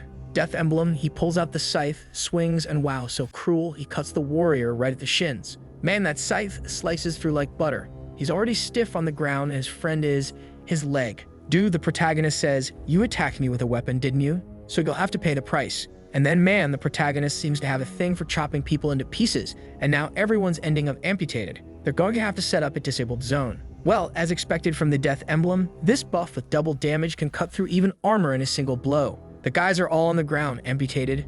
You might feel bad for you. And then he's just standing there, too easy. But I can't end things like this. I have to leave them so terrified that they'll never dare crawl in my direction again. The guys are lying on the ground and the protagonist makes several cuts on them and they're all, I feel like I'm being killed. Please forgive me. Then he says, stop complaining. You're not going to die from just this. And then while these guys here, it looks like they're done for. The next one is, he glances to the side. You know it's useless to keep hiding, right? There are no exceptions here. Man, here he comes again with that vibe, chopping down another one. Damn dude. The poor guy is agonizing there. Then he says, stop being such a crybaby. This isn't even that painful. And remembering, right? This is the guy who used to intimidate him. So dude, you're screwed. Compared to the pain you caused me, this is nothing. Take another cut, and another. Siu Aran and the guy are, oh my god, this guy damn. To think he'd be able to keep cutting arms and legs and torturing even the ones who don't even want to fight anymore. The bodyguard is another psycho over there. This might seem cruel to some people, but this lack of restraint is so cool. This black scythe, he definitely rivals even the president. The protagonist, after the beating session, says, so, are you guys calm now? Yes, thanks to you. Well, you won't have to worry about them attacking you again. As you can see, it won't even be able to walk. So you better go vote. The two thank him. Thank you so much, Black Scythe. Then she asks, or won't they end up being killed at this rate? And he says, so what if they're killed? They're not even on the level of animals. Right. The protagonist stares at her. Well, it looks like she's still too soft. Why does she care about the lives of these bastards? Does she think she's some kind of saint? Maybe she's trying to keep up her celebrity image. The bodyguard says, Black Scythe, can I ask you something? I hope you don't mind. Then he says, what is it? Why didn't you kill them? It wouldn't be a problem in this world even if you did. Youngmin is in shock, seeing how the situation could get worse for them. The protagonist says, is there a reason I didn't kill them? Thinking, this guy is acting exactly like the right-hand man of the heavenly demon. And he says, it's simple. I don't gain any benefit from killing them. No benefit, but even so, leaving things behind like this, they might come back and cause trouble in the future. The protagonist gives him a look and says, trouble. Do you really think these guys can cause me any trouble? Besides, it's not good to decrease the population, since the number of participants who can finish the round ends up dropping as well. The guy says he's really got a point. If the number of participants decreases, the number of people saved also drops. He's already thinking about these details. His understanding of this game is way above everyone else. This guy is truly impressive. And then he says, got it then. We'll ignore this trash too. The protagonist says, well, now I'm off. The guy says, no, wait, hold on, Black Scythe. If you give me a bank account, I can send you compensation in the real world. Forget about it. And he's already leaving. The guy is, wow, to think he would refuse a reward after saving us? I need to tell the president as soon as I get back. Well, as much as it would be nice to get rid of this guy for now, I'll have to hold back. Since, as Black Scythe said, there's no benefit for me in eliminating him. And then he spits in the guy's face. What's that? That was humiliating. Let's go. Arin, let's move out everyone. Already at the voting region, everyone's there. Please, give me all your votes. Vote for me. You know, if you vote for me, I'll do the right things. Man, these guys think this is the presidential election or something. No, instead of voting for someone like him, I'm sure I'll do better. The guys are arguing, everyone's grabbing each other. People saying, don't fight, be careful. Then someone says, you're all too irritated. It has to be someone calm like me. You. Then another guy says, no, wait a minute, my dad's a congressman. How about that? And everyone keeps arguing until a strong voice cuts through. Everyone, you only have 2 hours until the voting ends. We shouldn't be wasting our time like this. Let's hurry up and decide this vote. The guy's name is Mid-Chocolate Boy. All right then. Bro, how are we going to decide who to vote for? Do you have a suggestion? And he replies, yes. I have a great suggestion. Really? What is it? Everyone falls silent to listen to him. Then he says, these people are diligently following my words. As expected, they're all falling again for my persuasion rune. When I received this rune as my fragment, I was disappointed. What kind of useless thing is this? Persuasion rune increases your chance to persuade a target if they are capable of having a conversation. Then he said, man, there's no way this will work on monsters. They can't even talk. But soon I figured out the right way to use this. He sees the guys who are about to finish off the goblins. Go, man, just one more stab. I got one here too. And he shouts, guys, there's a woman over there in a very dangerous situation. Drop those goblins and run to help her now. The guys, what? Let's go, let's help her first. And just like that, you manage to get past the first 100 goblins. If things go as I'm planning, I'll easily become the representative of this region. Then he tells the group, everyone, first we need to decide the candidates. We should narrow the options down to a maximum of 5 and decide among them. The group, all manipulated, says, that's not a bad idea, it makes sense, it's a more organized way. Then he says, all right, let's reduce the options first. If there's anyone you want to recommend, raise your hand and say their name. The chummy guy was about to recommend himself, but the guy says, obviously, you can't recommend yourself. If we do that, we'll end up with the same problem as before. Then the chubby guy's like, damn it, he's right, seems like we're stuck again. And he thinks, it's so easy to persuade these losers. But the group is indecisive. I don't know who I'd recommend, I don't know anyone here, and I don't want anyone to represent me either. And he thinks, now, everyone's quiet. At this rate, only those who stood out will be recommended. A guy in the back raises his hand and says, I recommend Mint Chocolate Boy, that bastard. And he's like, bingo. Then he says, me. And the guy replies, yeah, you'd be a great representative, someone with such logical skills and leadership. And you're handling the situation so well, aren't you folks? And everyone's like, yeah, he is. He thinks, another sucker for my list. Thanks for thinking of me for such consideration. If there's any other name. Then another guy stands up, I'd like to recommend Black Scythe. And he says, makes sense. Of course, someone would recommend the guy who came in first in the last round. Another guy raises his hand, that I want to recommend the guy who came in second, Life is a Documentary. I'll recommend the third, Right Hand of the Black Dragon.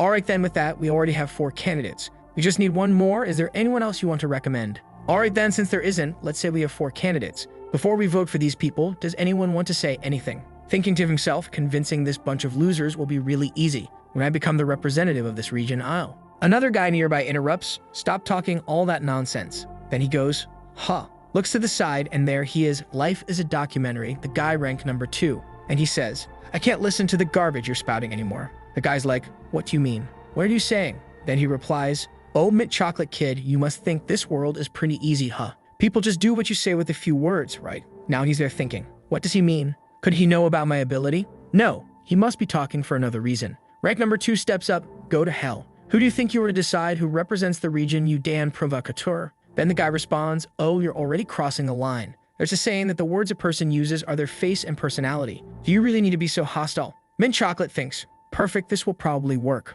But the guy snaps, oh, you bastard, are you really trying to teach me a lesson? You want to get eliminated, don't you? Then he's like, what? How is my ability not working on him? Wait, there's no way. He looks around at everyone. Oh, you bunch of bastards, you better not vote for anyone, got it? Vote for me, or I'll destroy you all. Mint Chocolate's there. This guy is seriously clumsy. Do you really think people are going to obey you talking like that? Stop embarrassing yourself and disappear. He hears that, stays silent for a second, then gets grabbed by the neck. Stay one more thing, my friend. Not writhing on the ground, he says. I told you, didn't I? I'd eliminate you if you mess with me. The poor guy drops dead, and then he declares, if you don't vote for me, you'll end up like this guy here. Everyone is terrified and in shock. This guy's insane. He's a killer. Then he says, so what? Come fight me if you've got a problem. This guy's lost it. He's completely unhinged. Then he laughs and says, well, since you're going to keep spouting nonsense and not fight, looks like you want me to come over. And now the guy is outright eliminating everyone mercilessly. This is the best. No police, no reporters, no cameras. I can kill as many people as I want. If you don't vote for me, I'll eliminate you in the next round no matter what. Got it? Everyone's on edge. So what do we do? Vote or get eliminated. Done. Now they'll vote for me out of fear. That way, I'll guarantee becoming the representative. Black Scythe, I'll take this bastard down as soon as I get authority and become rank number 1. Meanwhile, the protagonist is out hunting, already having eliminated 265 monsters, maximizing the rune effect and taking full advantage of the experience buff. Well, it looks like I'm almost level 16. The downside is that since I gained so many levels, progress is slowing down now. Even after killing 200 monsters in the last 2 hours, I barely managed to gain 2 levels. The upside is that it's been pretty easy, obviously, right? I've got the Reaper's rune and the Assassin's rune. Well, I think it's about time. Voting time is up. The voting period has ended. summoning all players in the starting region. The protagonist and everyone who was in the forest are teleported and see a bunch of people lying on the ground. What happened here? Seo Iron says, "Don't tell me that guy eliminated everyone." The protagonist, well, looks like Cho Jong-sik took the lead again this time. That guy's the leader of a gang and the second best fighter in this district. Too bad his personality is garbage. It's always a good idea to remove a ticking time bomb before it explodes, but now's not the time. The guy approaches the protagonist. "Black Scythe, where have you been? I've been waiting for you for so long. What do you want?" "Nothing much. I just have a suggestion. I'll get straight to the point. Serve me." "Serve you? That's right. I'll spare your life if you serve me." The protagonist laughs. "Hold on. So you're saying you want to start a fight now? Get on your knees and beg or you won't leave here unscathed. Rank number 2 is there. Looks like you're still crazy. You don't seem to understand the situation you're in, but once I become the representative." Then the protagonist says, "Is it hard to understand what I'm saying, or will you only be satisfied after getting eliminated here?" He pulls out the scythe and the guy stammers. "Wait, where'd he get that weapon? Damn it, I messed with the wrong person." The protagonist stares at him. "What's the matter? Cat got your tongue." The guy responds, "You know I'm Cho Jong-sik, right? The leader of the Jong-sik gang. Do you really think I'm going to kneel to someone like you? Come at me with that weapon of yours, you son of a..." The protagonist thinks, "Looks like he's as hot-headed as always. Well enough joking around. Things would get complicated if I showed my strength and ended up getting the votes, so I need to make Cho Jong-sik the representative so I can use him in the 3rd round. Not to mention, it's almost time for the angel to appear." Right on cue, the angel shows up. "Have all the humans gather here?" The protagonist says, "You're lucky. You better think carefully about who you challenge if you don't want to get eliminated early." The guy freezes. "I almost had a heart attack, but I'll let you off for now. Just wait. When I become the representative of this region, I'll pay back this humiliation tenfold." The angel speaks. "Have you all decided on your representatives? I see that apparently you've done more than just talk in the last 3 hours. Of course, I don't care if a bunch of undesirable humans gets eliminated or not. Shall we proceed with the voting?" And so the voting for the representative begins. You can vote for one person, and the person with the most votes will become the representative. To vote, just look at who you want to vote for and think vote. Players who fail to vote within 5 minutes will be disqualified from the round and eliminated. The voting starts. Everyone is wondering, who should we vote for? The gangster thinks, as expected, everyone's looking at me. But then he notices a girl not looking at him. He snaps, "Why aren't you looking at me?" She looks startled and shouts, "Anyone who doesn't look at me will be eliminated." The protagonist remains calm, trying to draw as little attention as possible, while the gangster declares, "If you don't vote, I'll eliminate you myself. I saw you turn your head. Someone's trying way too hard." The voting ends. Well, voting is over. Good to see none of you tried to avoid it. Now let's check the results. The angel claps her hands and the results appear. The gangster actually wins. Life is a documentary, 2,400 votes. In second place,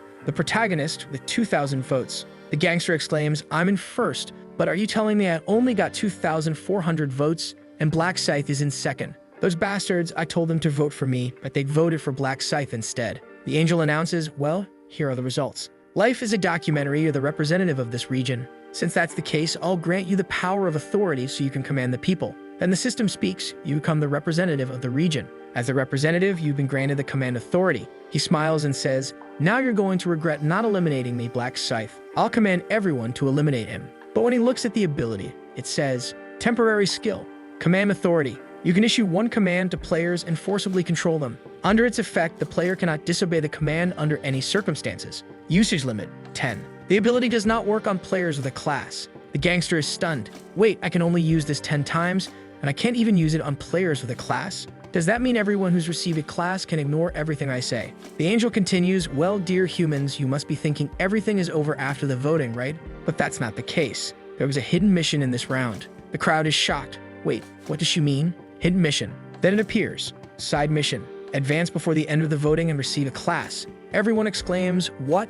An advancement item? Receive a class." She says, "Well, this mission window was programmed to appear as soon as someone reached level 10. You didn't even know, did you?" The crowd murmurs, "But how are we supposed to level up if there are no monsters here?" She smirks. "What do you mean by that?" "The forest is full of monsters." "Well, don't feel bad. Only 80,000 people managed to advance from all the regions. Speaking of that, someone in this region got a class upgrade." Then people start saying, "Wow, someone already changed their class? Who? Should we check the secondary mission results to find out?" She snaps her fingers and it appears. Secondary mission for round 2.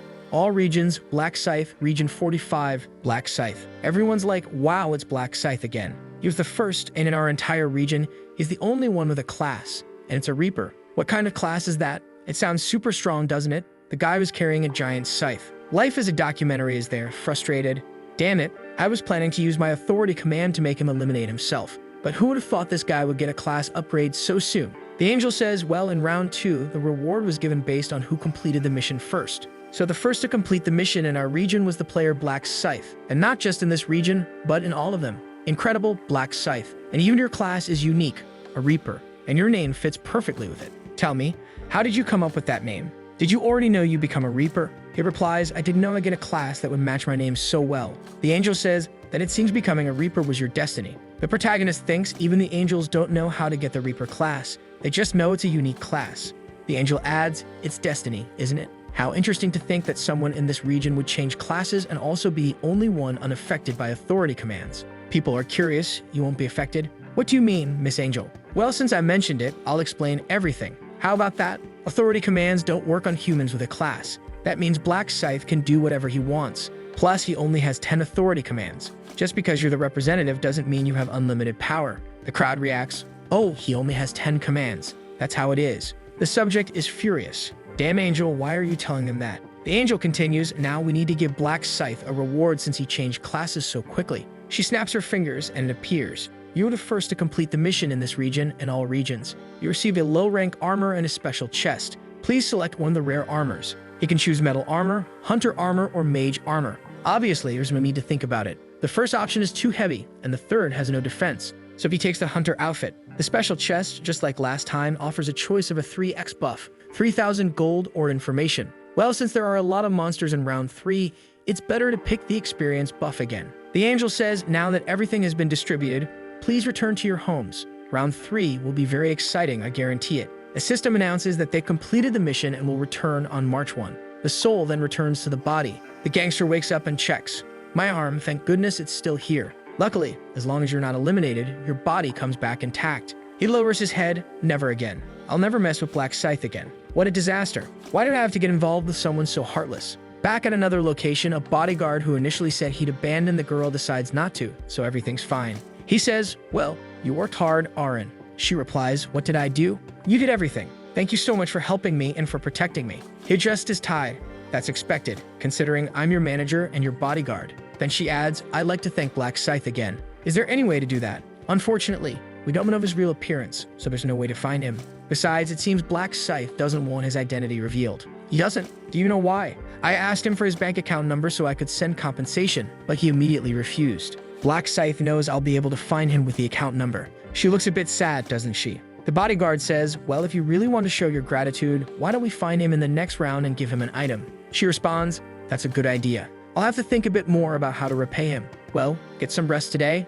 I'll see you tomorrow morning. All right, take care. The guy's already in the elevator saying, President May. The president answers, hello, Sanchu. He says, looks like you're still not asleep. The president replies, I was just having some whiskey after getting back from the game. The bodyguard says, I saw the results, President. Congratulations on becoming a Black Knight. The president replies, well, it was nothing special. What happened on your side? Well, Siwa Renan and I only managed to reach level 8. In the middle of everything, we were hunted, got injured, and couldn't continue hunting. Hunted. I was planning to tell you once I got back. Is it possible for me to come now? The president says, is this related to Black Scythe? Come to the hotel immediately.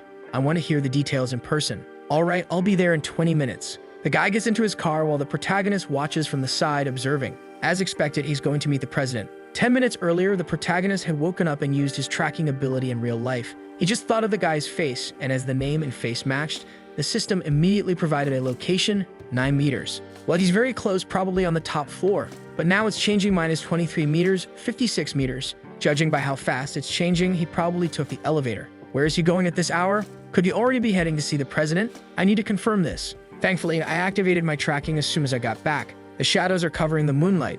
It's the perfect time to tail someone. The president is there. I'll hold back for now since I need this information first. Black Scythe, who wouldn't want to know about the player who's already ranked number 1 in both the first and second rounds. The president thinks the guy said he has some information about rank 1. I got a bad feeling. Did you pick a fight with my subordinate? If that's the case, I can't just let it slide. Messing with my right hand is like challenging me. It doesn't matter who it is, if you try to get in my way, I won't let it go, even if it's rank 1. The protagonist, on the other hand, is thinking about allying with this guy, though his villainous look suggests he might cause trouble, putting the protagonist in a tough spot. At the president's office, Sang Kyul arrives. The two greet each other and engage in small talk. Out of nowhere, the guy says, just your existence motivates me, President. Thank you so much. Wow, talk about over the top. Even the president comments, "You're really good with compliments, but take a seat." It's not a compliment, it's the truth, sir. And though it's late, congratulations on surviving. The president responds, "Surviving? Round 2 was like taking candy from a baby." Sang-kyul adds, "Congratulations on changing your class as well. It was nothing special, pure luck." People say luck is also a skill. Besides, you ranked number 2 and number 3 across all regions. That's no small feat. There's no greater honor for me than serving you. All right, calm down there. The president remarks, "Seems like you want something. Given all these compliments, go ahead and ask me what you want to know." Sang-kyul asks, "In that case, could I ask where you got an advancement item?" The president replies, "It was nothing. It just dropped while I was hunting some monsters. The truth is, it's thanks to the rune I received that I got this fragment." We see the moment when the angel tells him to check his inventory. He opens it, and there it is, Rune of the Black Knight. The description reads, "Increases all your attributes and imbues your weapon with a black aura that damages your enemies. Automatically advances you to a Black Knight when you reach level 10. He thought, Rune of the Black Knight? So I can become a Black Knight when I hit level 10. He thinks I was lucky at level 1 to get such an incredible item. However, he muses, even for a subordinate I value so much, I can't reveal this information. People always change from one moment to the next. That's human nature." The president says, "Well, let's get straight to the main topic. Who tried to hurt you? Was it Black Scythe?" He responds, No, it wasn't him. Actually, he saved my life." "Saved your life? Tell me the details." A bit later, after explaining the situation, the president says, "So you almost died because there were some thugs after Arin?" "Yes. If Black Scythe hadn't shown up, I think both she and I would have been eliminated. Maybe Arin would have survived, but I believe the psychological trauma she'd suffer would end her career in the entertainment industry." The president thinks, "Not only did I almost lose my most valuable subordinate, but even my business was nearly ruined." Then he asks, "And what happened to them? They were eliminated, right?" Sang-kyul answers, "Well, even though Black Scythe made them suffer more than death, in the end, he didn't eliminate them." The president asks, "Why not?" He said something like, "There's no benefit in eliminating them. Reducing the total population also decreases the number of survivors." The president reflects, "Well, if he's not wrong, but who knows what they'll try in the future. Still, thanks to Black Scythe, my subordinate and my asset are intact. Looks like I have him one." Then he says, "I need to compensate him." Sang-kyul replies, "I mentioned compensation to him, but he said it wasn't necessary and left immediately." "What do you mean he refused compensation? Is he afraid his identity might be revealed? Seems like a very cautious man." "Well, if you see him in the next round, deliver my message. Tell him I'm extremely grateful for saving both of you." "All right, I'll tell them, President. And also keep an eye out for any way we can help. You know I'm not the type of person who likes to owe anyone." "Of course, sir, as you wish. I forgot to ask something important. Those thugs, what were their nicknames?" Seems like the president is planning to hunt them down. Outside, the protagonist sits in a tree thinking, what a loyal dog. He went straight to talk to that president as soon as he got back, even though it's so late at night. "Well, now that I've confirmed their fate, I better head back. I look suspicious wandering around here. Now, having a celebrity of the heavenly demon living in the same apartment as me, I'll have to thank my little brother. If I hadn't gone to deliver those rice cakes, I never would have met Arin or found out she's connected to that guy. If I manage to trust my neighbors have in me carefully, I can gain that guy's trust too. On the other hand, I still need to think carefully about whether I want to take the heavenly demon to the final round or not. His Black Knight rune is so powerful it could be considered a hack. The problem is the downside of receiving this rune, you're forced to become a Black Knight. And the worst part is that after receiving the Black Aura, the power of the Black Knight, you need to recharge an exclusive energy called Dark Energy, which can't be acquired through normal means. It's clear you have to eliminate others to recover energy. In a way, it's a skill that suits a psychopath like him, and it's kind of dangerous to have someone like that as an ally. For now, I'll keep him as just a candidate and use him when necessary because there are plenty of other talented individuals besides him. I'm also thinking about that woman who's probably the priestess connected to him. Well, as soon as the sun rises, I'll start working on this. At KS24, where the protagonist bought lottery tickets, a man is thinking, what do I do? Monthly revenue is going to drop by half at this rate. A girl opens the door and says, Dad. He responds, Oh, hi, Julie. What's got you so down? It's just, the lottery tickets have been completely suspended. Just like that, out of nowhere. The government's response kind of makes sense. It seems it's because of the players. They don't know what abilities they have, so it's dangerous. Then she adds, Do you remember the news about a guy winning first place 4 times in a row? And the secret, I saw it in my dreams. Okay, who could it have been? The father says, Well, things were already tight because of rent and work expenses. What am I going to do? Don't worry, Dad, I'll graduate soon and help you out, okay? Would it be a good idea if I got a part-time job to help with the household bills? The father replies, Julie, don't worry about money. I'll handle that. You focus on your studies. You have good grades, don't you? Aren't you going to school?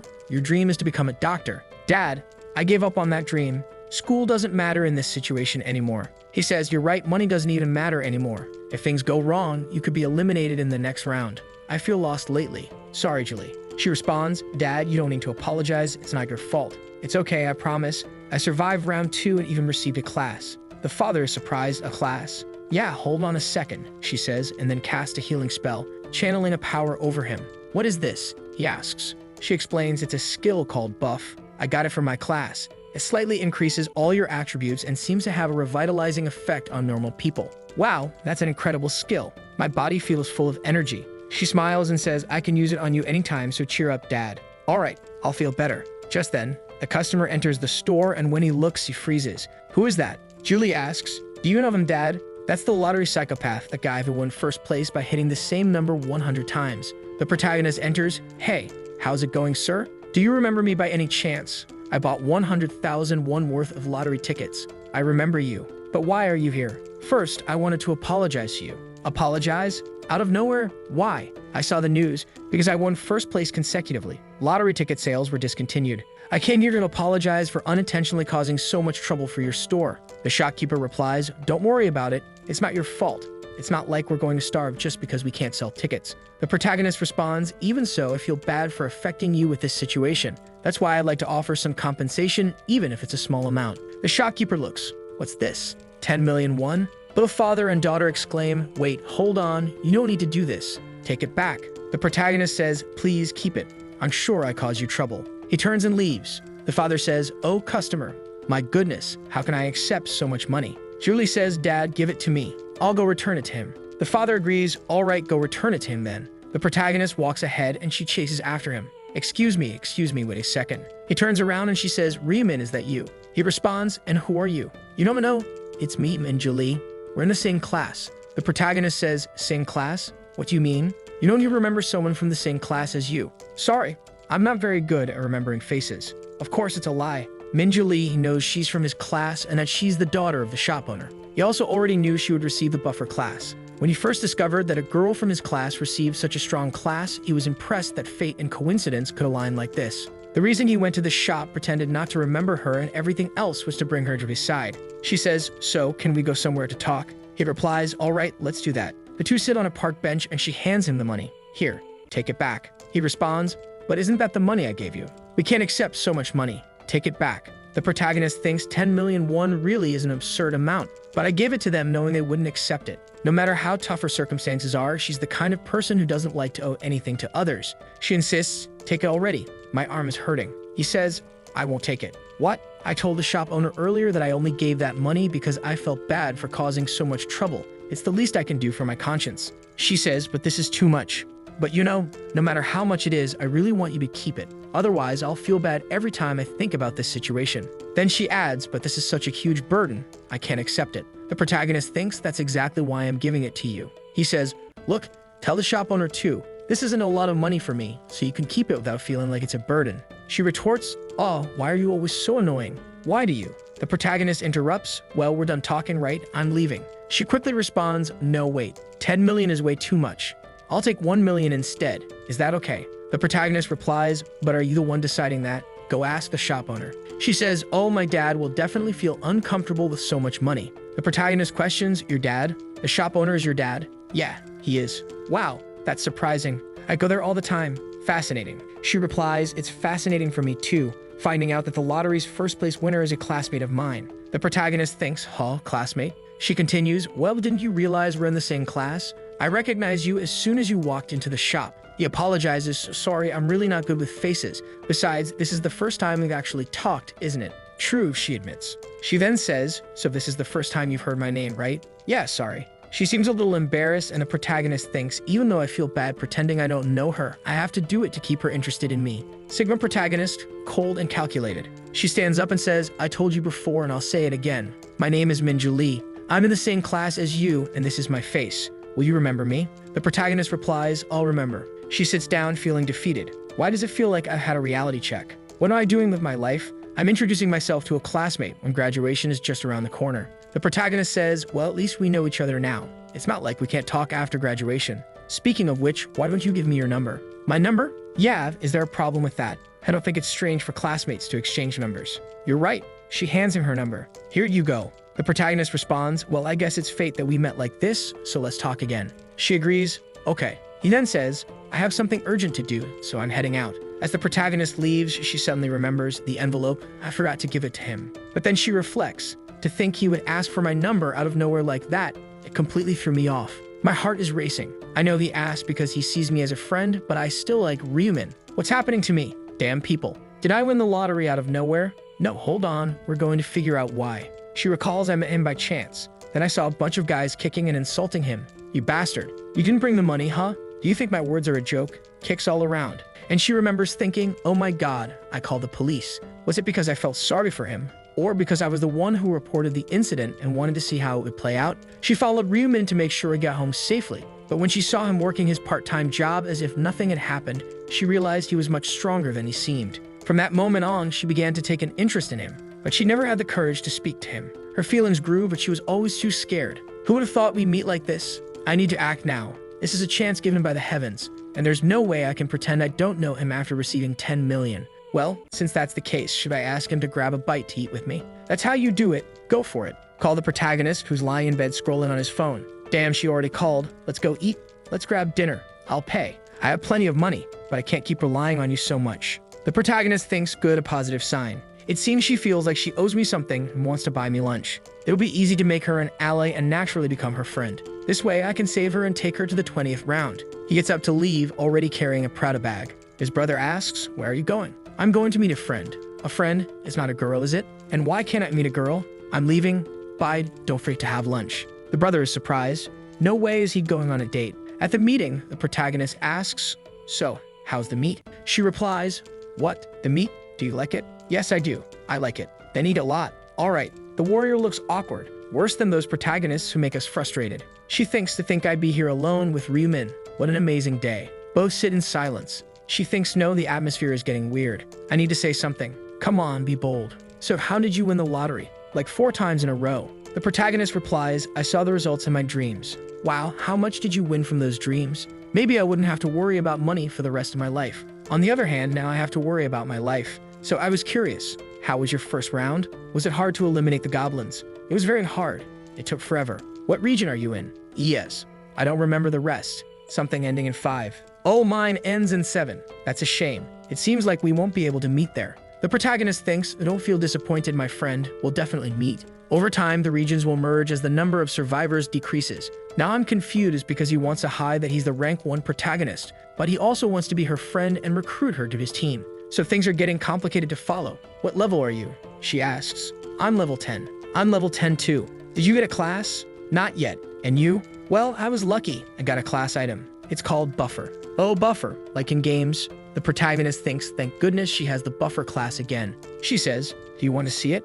I have a buff called Blessing that increases all your stats. Really? Let me see. She casts the buff on him and he marvels. Wow, this thing is amazing. It increases all stats by 50% for 3 hours. Yeah, I need to take her to the 20th round. The protagonist says, as expected of a unique class, the effects are excellent. He comments, wow, that's incredible. The protagonist knows that when she maxes out the skill, the effect will double, reaching 100%. But that's something for when she levels it up completely. Still, he's glad she used the buff on him. I was looking for her because of this. The reward I got for being the first to change classes was a random gold backpack. As the name suggests, it gives you a random amount of money, but it's influenced by the luck stat. So the higher your luck, the more gold you get. He says, wow, this is great. Thanks, Julie. She replies, just let me know if you want a buff. It's really easy for me to use. All right, but didn't you say you had something you wanted to tell me? Oh, right. I should have mentioned this earlier. So thank you for the 10 million, and my dad asked me to thank you too. Rest assured, we'll pay you back. The protagonist says, that's what you wanted to say? I already told you, don't worry about the money. Well, if you don't want the money, maybe something else. I got it. She takes something out of her inventory. The protagonist thinks, what's that? She explains, I got this while hunting. If you won't accept money, at least take this. I'm being sincere, so don't even think about rejecting it. In the next scene, they're saying their goodbyes. She says, this was really nice. The protagonist replies, for sure.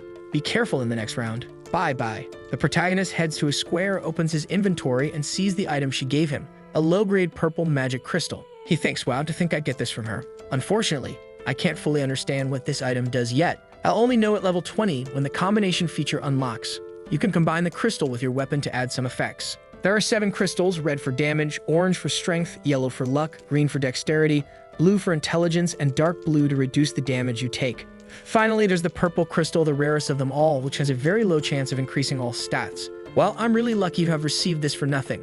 Looks like my luck in real life is pretty high. I'll use the magic crystal once I reach level 20. Now, should I open the golden pouch right away? But before that, I need to increase my stats with my assassin rune without using those pesky worms. The assassin rune increases my stats by 1% every time I eliminate a target, and insects count too, since it just needs to be something alive. There are no insects in the other world, so I've got no choice but to rely on monsters. Luckily, that's not the case here on Earth. He apologizes in advance and starts crushing bugs, activating his rune to 100 out of 100, boosting his stats by 100%. His luck is now at 45. My 15 points in luck have already reached 45. Looks like I'll get some good results this time. He opens his inventory and then the golden pouch, which can contain anywhere from 1 to 9,999 gold. Let's see, how much will I get? You can receive a different amount even with the same luck stat. In the past, depending on my stats, I usually get between 3,000 and 6,000. He checks it, and what? He gets 9,999, the maximum amount. Impressive. It was definitely worth receiving this blessing.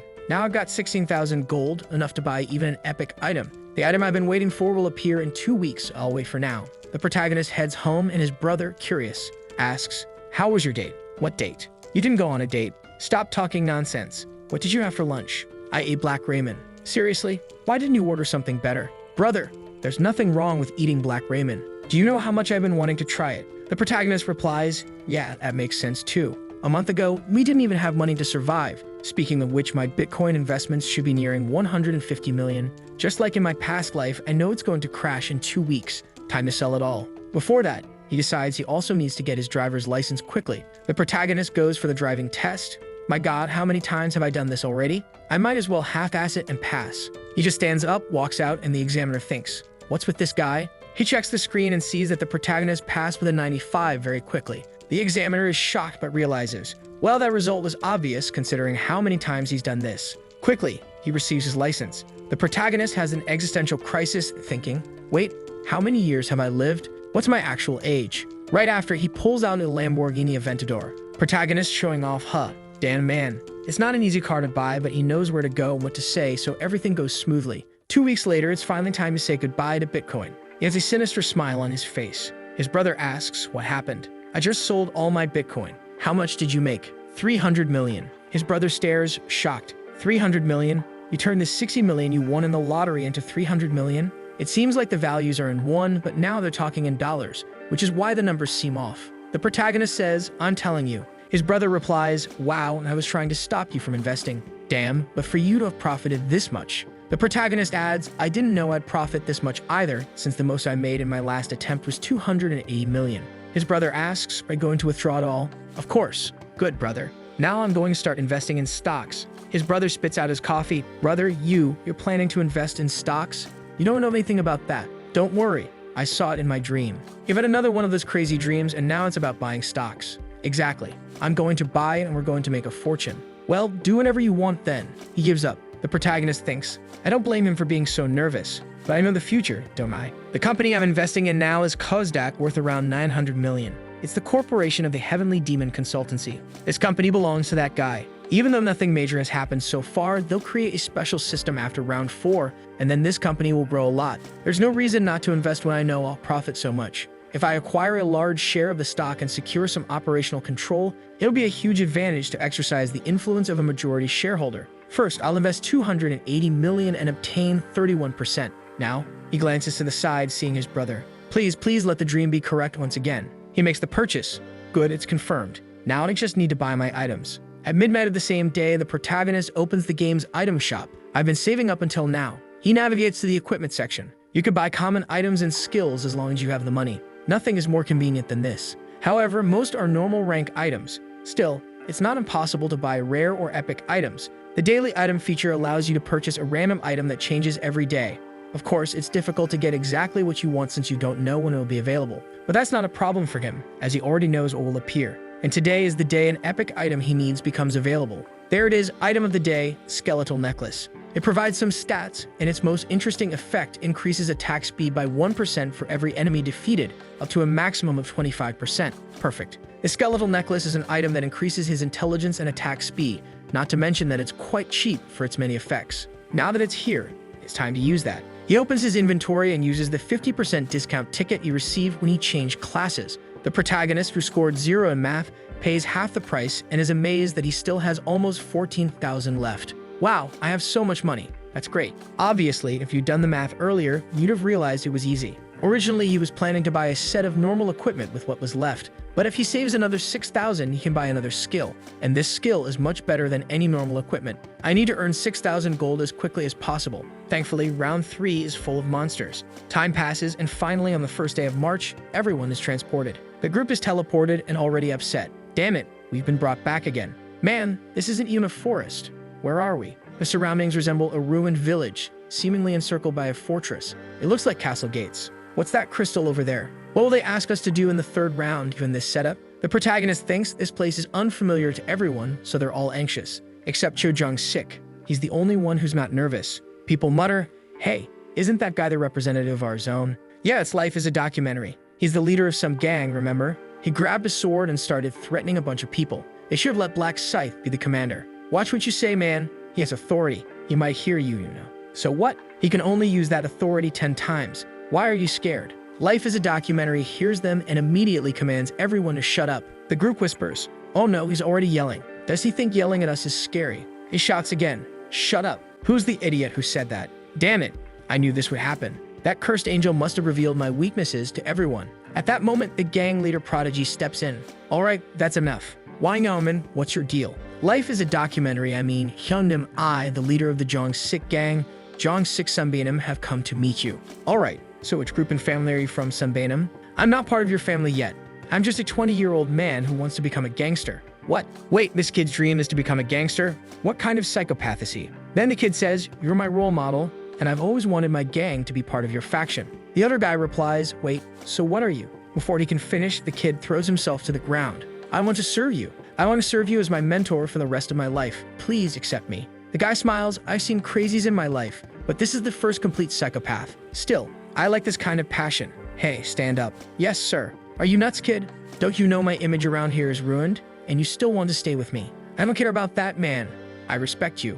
If you accept me, I don't care who stares at us." He looks at him and says, "I like your answer. All right, I'll take responsibility for you, kid." "Thank you, sir. It's an honor." The crowd murmurs, "Wow, that guy joined Life as a documentary. He's really crazy. Look how happy he is." The protagonist observes. There he goes, teaming up with Jong-sik again. This could be good. Soon after, the angel appears. All humans are here. Let's take a look. There are 90 fewer than last time. Everyone reacts. 90? What does she mean? No side chatter, she says.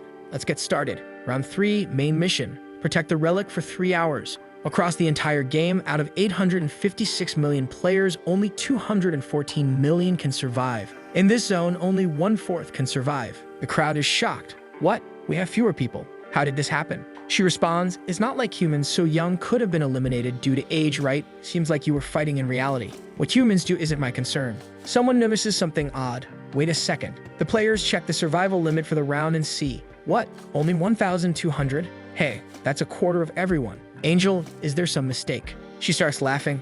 A mistake. Too bad, but there's no error. You must be scared because the number of survivors is so small. But did you forget? The rule is clear.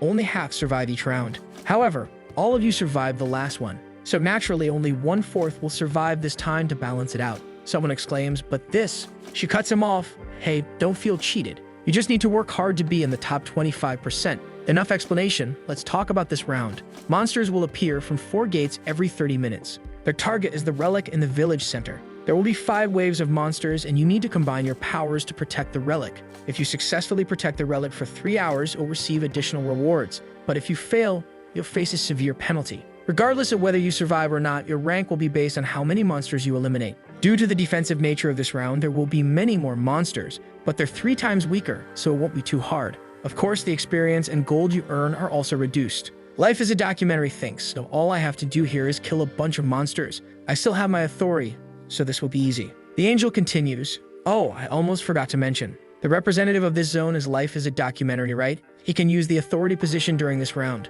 But you're all probably curious. What happens if the representative of this zone gets eliminated? If he's naturally eliminated or killed by monsters, the position will become vacant. However, if he's assassinated by another player, the killer will automatically become the new representative and receive 10 uses of the authority position. That's all. Monsters will arrive in 10 minutes.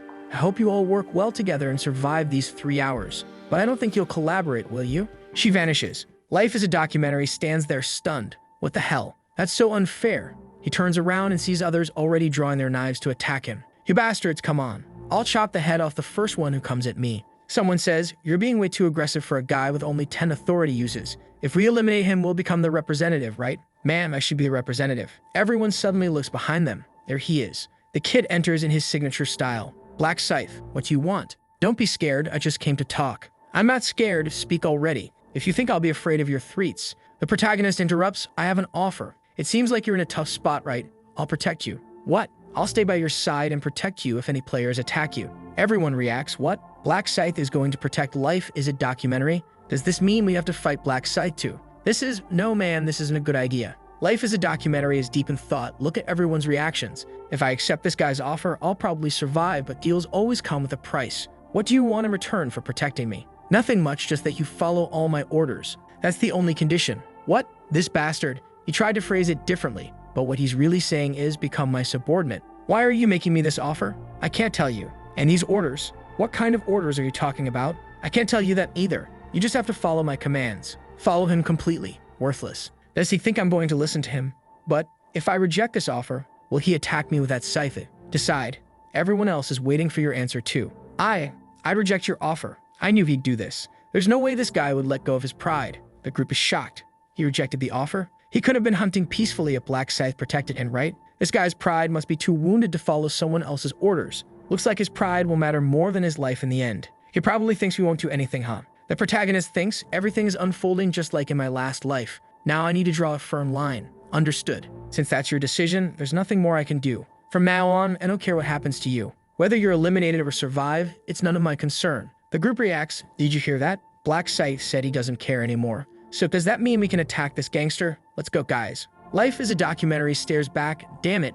Should I have accepted that offer? Suddenly, an announcement rings out. The first wave will now begin. Prepare for the monster invasion and protect the relic. In 30 minutes, regardless of the state of the first wave, the second wave will attack. The group scrambles. All right, everyone. Let's protect the relic. Time until the end of the round, 2 hours, 59 minutes. Life is a documentary mutters, damn it, I can't fight alongside these guys who are targeting me. This is an individual mission. I just need to focus on mine. He looks around, but where's that bastard going? He notices the protagonist heading toward the entrance.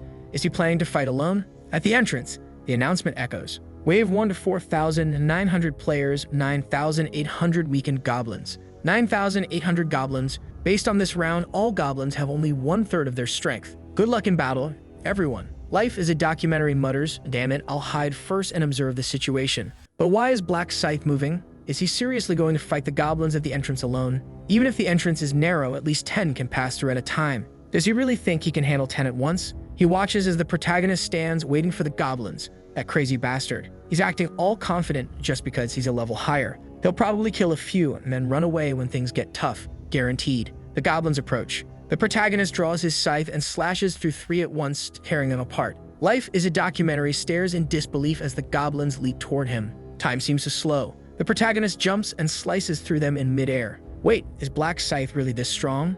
I don't think even if I reach level 16, I'll be like that. I can't just stand here. I need to hurry and start getting stronger too. The majority of players are occupied fighting the goblins. In the distance, someone shouts, block that side. The west gate is being overrun. Stop them. Let's go. Life is a documentary thinks I need to head down quickly. This is my chance to kill some goblins too. Come here, you experienced bastard, he mutters, cutting down one goblin and then another. Thanks to my detection room, I can easily predict how they'll act. Suddenly, an arrow flies by. What? An arrow? From where? I didn't see any goblin with a bow. Who was that bastard? Damn it. I didn't see who it was. If I catch him, he's getting stabbed right in the ribs. Got him, guys, I got him. He pulls out his spear and strikes the guy in the chest, stabbing him all over. I'll eliminate you. He spots another guy holding a bow staring at him. Must have been that bastard. Pulling out his spear, he strikes him square in the head too. Damn it to think I have to worry more about players than monsters. If I hadn't become the representative of this crap, I'd give this position to someone else. Maybe I should have accepted Black Scythe's offer. No, a man's got to keep his pride. I'll never submit to that bastard. There's got to be a solution, a way to hunt peacefully without worrying about players. That bastard, wait, he's rank 3 in this zone. Black Dragon Flame in my right hand, isn't it? It's going to be you. Hey, what's going on? Black Dragon Flame in my hand from now on, protect me. Meanwhile, the protagonist, benefiting from the effects of the skeletal pendant, has his attack speed increased by 25%. You eliminated a goblin. Current kills, 502 of 100, applying 3 its experience buff. All stats increased by 100% due to the assassin rune. Earned 3.33 gold plus an additional 1.66. The protagonist checks his status window. I've made around 2,000 gold so far. At this rate, I can easily reach 20,000 by the second wave. No, I need to earn even more this round to buy 2 general abilities. If I could, I'd even get the Inner Thoughts rune ahead of time. Another goblin appears. The protagonist stares it down and slashes across its chest. The goblins start retreating. Hey, you're not coming. Fine, you're not coming, I am. He charges forward, cutting and slashing, taking them down. Meanwhile, near the relic, someone asks, "What's that sound? Did something happen?" The goblins start disappearing. You successfully defended the first wave. Survivors, 3,933. Eliminated, 967. Each survivor receives 500 gold as a reward. We survived, but 967 are already eliminated. Even weakened goblins aren't to be underestimated. But where is he? Found him. Chojong's sick, he's still alive. It's going to be tough for him to make it for the next round. Jongsik is muttering, "Damn bastards.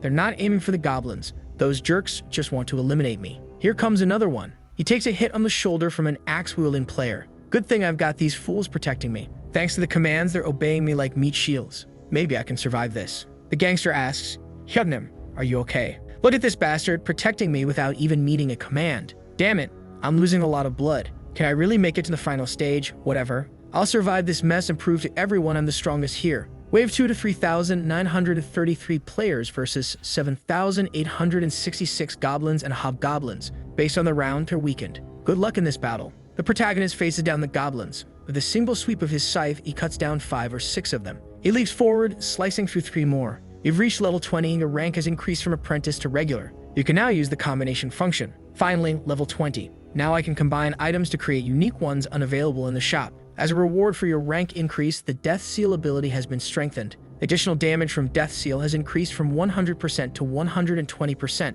Additionally, you've received the Reaper's exclusive ability, Night of Death, effect. Harnessing the surrounding darkness, you create an artificial night around you with a range of 500 meters. Your next ability will be unlocked at level 40. 120% damage thanks to Death Seal, and now a new ability too. The best thing about Night of Death is that it works perfectly with the Reaper rune, which boosts my attack speed by 50% at night. A swarm of goblins armed with weapons approaches. Come on, I just learned a new ability. He activates Night of Death, plunging the area into darkness. The goblins, confused, flail around. The protagonist moves swiftly, slashing here and there. The goblins are lost, looking around helplessly. One after another, they fall. Total carnage. You survived Wave 2. 3,343 players remain, with 590 eliminated. Every surviving player will receive 500 gold. Is the second wave already over? Should I buy my skill while I rest? Shopping. The first skill I need to buy is Detect Presence. With this, I can sense anyone within 30 meters of me. For now, there are only goblin corpses around.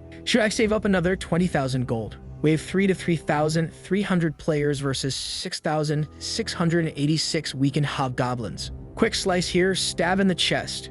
You successfully survived Wave 3. Wave 4 to 3,001 players versus 6,002 hobgoblins and gnolls. The future gangster stabbing left and right while others surround life is a documentary. You survived Wave 4. Just one more wave, just one more hour. If I can endure this just 1 hour, I'll make it.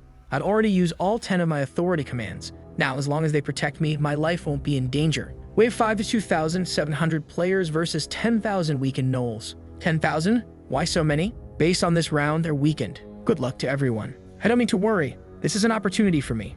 I'll set a record now. I need to get stronger and take down those bastards who tried to eliminate me. He looks around, noticing the group he commanded earlier taking blows to their chests. He's over there. That's the zone representative. We need to eliminate him now. Bastards, protect me from them. He grabs 2 players, using them as shields to fend off attackers. One takes a stab to the chest, another a knife to the face. They drop dead. Damn it, I'm in trouble. It's not time to hunt anymore. I need to run. There he is. Let's get him. Damn it, I just needed to survive one more wave. Just one more. He runs straight toward the protagonist. Black Scythe. Hey, Black Scythe. I accept your offer, man. I'll do anything you order, but please protect me. I said I'd accept your offer, Black Scythe. Answer me. I refuse. I told you before that I don't care what happens to you anymore. But you made the offer. I said I'll submit. Why are you rejecting me? I don't need a subordinate without authority commands. Damn it, he's saying, I'm worthless now. If I'd known it would end like this, I would have accepted the offer earlier. Did you see that? He rejected the offer. What a relief. I was worried about what I'd do if Black Scythe accepted. Your life really is a documentary hub, buddy. Now that you screwed, it'll be easy. Damn it. If you want to come at me, fine. I'll take at least one of you down before I'm eliminated. The gangster prodigy steps in. Sunbeam, you're struggling, huh? Don't worry, I'll help you out, man. Huang Yanmin, I knew I could count on you. If I survive this, you can be sure I'll. A punch to the mouth sends him to the ground. Sunbeam, relax. Your death won't hurt at all. You bastard. More punches, relentless blows. Damn it. To think that I, Cho Jong-sik, would be betrayed by a bastard like this. And it's over. The zone representative, life is a documentary, has been eliminated. Authority is transferred to the killer. Player Yamen is now the new representative. That's it. I'm the representative now. I'm the king. You are now the representative and have the authority powers. Now I can mess with Siwa Rin as much as I want. It's going to be great. Relax, Kumnam. I'll use your authorities well. Don't hate me too much. This is what happens to a boss who only runs away. Shameful. Hey, could you guys see how I took this guy out?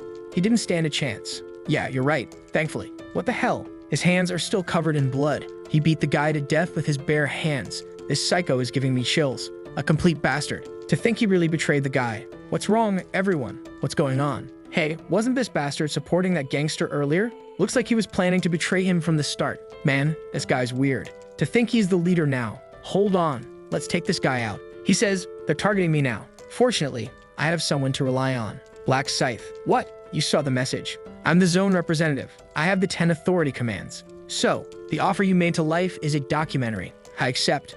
I'll do anything you order as long as you protect me. Cho Jong-sik was abandoned because he no longer had those commands, so you're going to accept it, right? I don't really like your attitude. If you get on your knees and beg me, maybe I'll consider your case. Excuse me, you didn't hear what I just said. I have the 10 authoritarian commands. Yes, so what? You must be mistaken about something, but the one who needs someone here is you. The guy looks a little confused, saying nothing. You want my protection? Get on your knees and beg. He looks back, already turning around. I'll do everything you order, so please use me as your subordinate, please, Sir Scythe. The protagonist stares him down. I've seen this scene so many times it's almost unpleasant, but Huang Yangmin, unlike Jong-sik, has some value for now. Alright then, I accept your offer. Thank you so much, Scythe. Stop doing that. You're disgusting, man. Sorry. He takes a few steps forward. The group, wait, what happened? The Black Scythe is going to protect Yeoman? That's ridiculous. Are we going to have to fight against him? Man, did you see Scythe fighting? No way. He wiped out hundreds of monsters on his own here. How are we supposed to take this guy down? The protagonist? I'll help you decide. You have two choices. Either give up on the zone representative and go back to eliminate the monsters, or be eliminated by my hands. I recommend the first option, but I don't mind the second. Whoever raises any blade in my direction, I won't consider human. The group already lowers their blades, their daggers dropping as well. I'm leaving. Me too. Yanmin, incredible. Everyone followed with just a few words from Scythe. I was scared when he was an enemy, but being on his side feels pretty good. The protagonist, things will soon come to an end. We can calmly beat the fifth wave at this pace, but it would be a shame to end things like this. Huang Yanmin. Yes, Black Scythe. As promised, you'll do what I tell you. What is it? Just tell me, and I'll do it. Use the 10 commands of the position of authority to break the relic. What?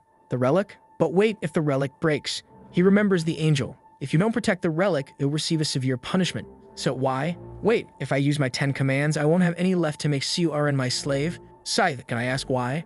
Shut up and do it already. Can I use 9 instead of 10? I won't repeat myself. If you don't want to be eliminated, make your decision now. Alright, I'll do it then. I'll choose the 10 people on whom you'll use the authority. Sim Sang Ju, Small Pepper, Don't Touch Me. Spring, Summer, Winter, command the 10 names I just mentioned to break the relic. Excuse me? Wait, that includes all my friends. What's the purpose of this? The guys exchange glances. Hey man, guys, I'm sorry, but it's a command from Black Scythe, so you have to understand. And it starts. Don't touch me, Sim Sang Yun, Small Pepper. The command is passed to all 10. Break the relic. The system alerts, the relic is under attack. The guys, what? When they look, the 10 maniacs are already destroying the relic. Hey, why are you doing this? Stop it. We'll get penalized, man. Don't break it. Everyone's already smashing it, the group cutting away. It's done. The relic was destroyed. You failed the main mission. In 30 minutes, the Divine Punishment Agent will be summoned. The group Punishment Agent, who is that? Survive the Punishment Agent for the time limit. The round won't end until the agent disappears. Whoa, man. It must be some kind of boss. Secret Secondary Mission. Round 3. Survive the Divine Agent for 30 minutes. Reward, 3,000 gold. The group, wait, at least the reward is 3,000 gold, man. Man, I told you we've earned only 2,000 so far for protecting the relic. This will be worth it. Yeah, it's actually profitable. That's right, man. A reward bigger than the 5th wave itself. That's why I made Yongman break the relic. But I didn't break it myself because the players who attacked the relic have been identified. The 10 players who attacked will receive a penalty. 50% of their stats will be permanently reduced. The guy, wait, how are we getting this penalty? We were just following commands.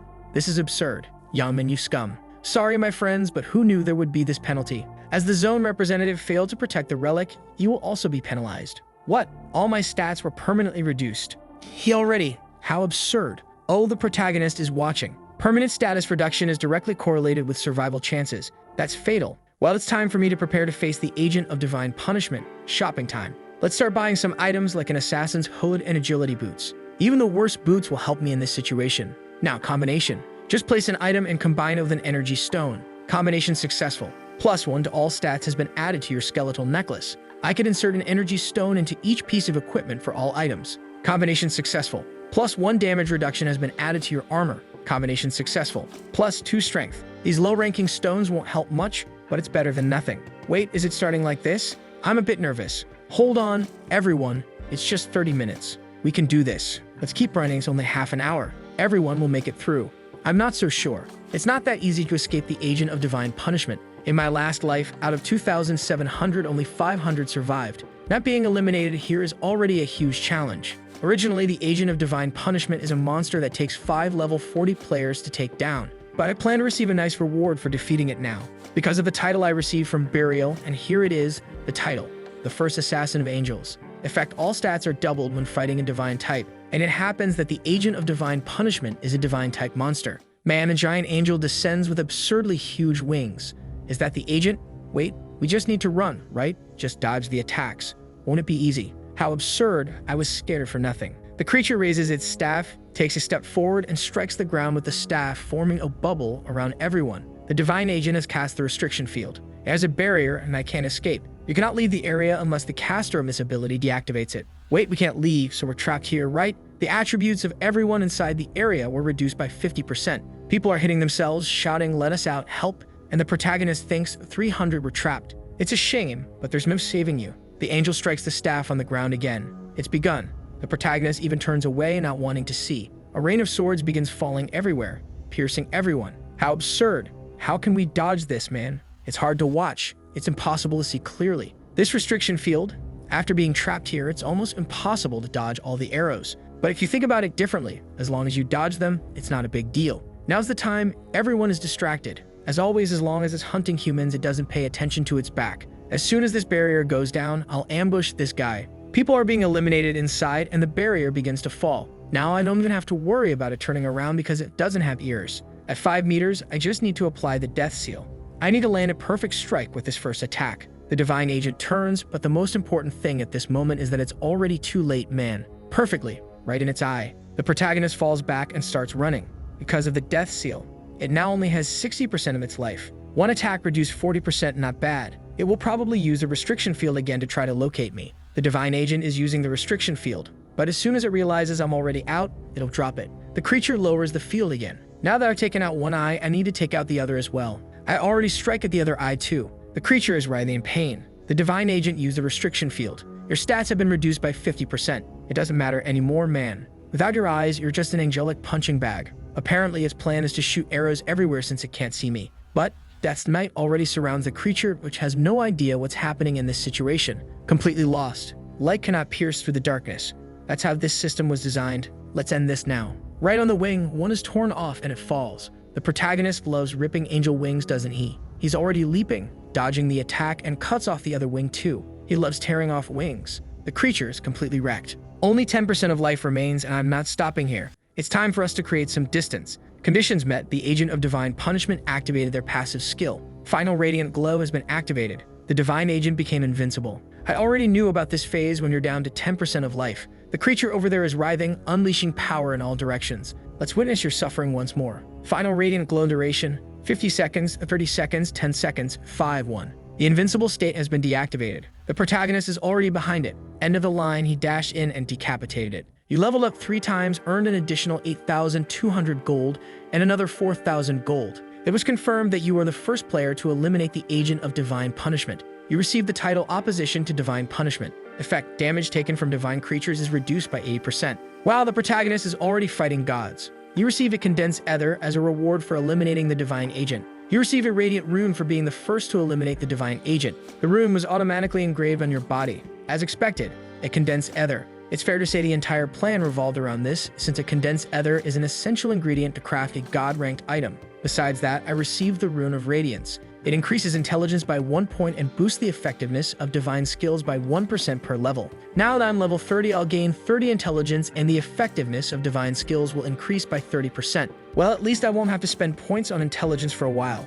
Everyone completed the side quest and earned 3,000 gold as a reward. Guys, it's over. We're alive. Thank goodness. Man, I can't believe it. Black Scythe defeated the divine agent alone. He's a monster. Incredible. The angel. Eliminating the agent of divine punishment alone?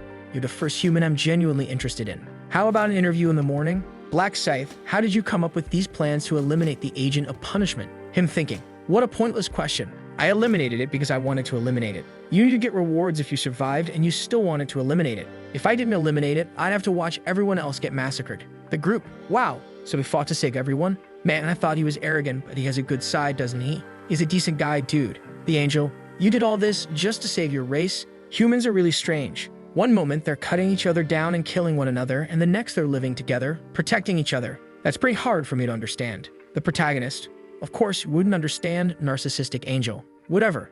Humans, congratulations on staying alive, but it's far too early to relax, because whether you survive or not depends entirely on the outcome. Shall we take a look? Black Scythe, 3,600 kills. Worthless Bastards, 982. Celestial Demon, 963. These are the rankings for all zones. Now for this zone, your zone is SK45. Black Scythe is first, Sang Chil is second with 687 kills, and Siu Aren is third. Look the bodyguard, and she took second and third. Speaking of which, did she even show up during this fight? I didn't see her at all. Come on, draw it out for my eyes. Black Scythe eliminated 3,600, but the second rank didn't even reach 1,000. Level 30, man, this guy is insanely strong. Does he have some kind of bonus or what? The protagonist? I do have an experience bonus, but I think the only way to get this is by being first in the zones. Congratulations, you completed the mission as rank 1 across all zones. Congratulations, you ranked first in your zone. You receive a coupon to select an intermediate level ring for being first in your zone.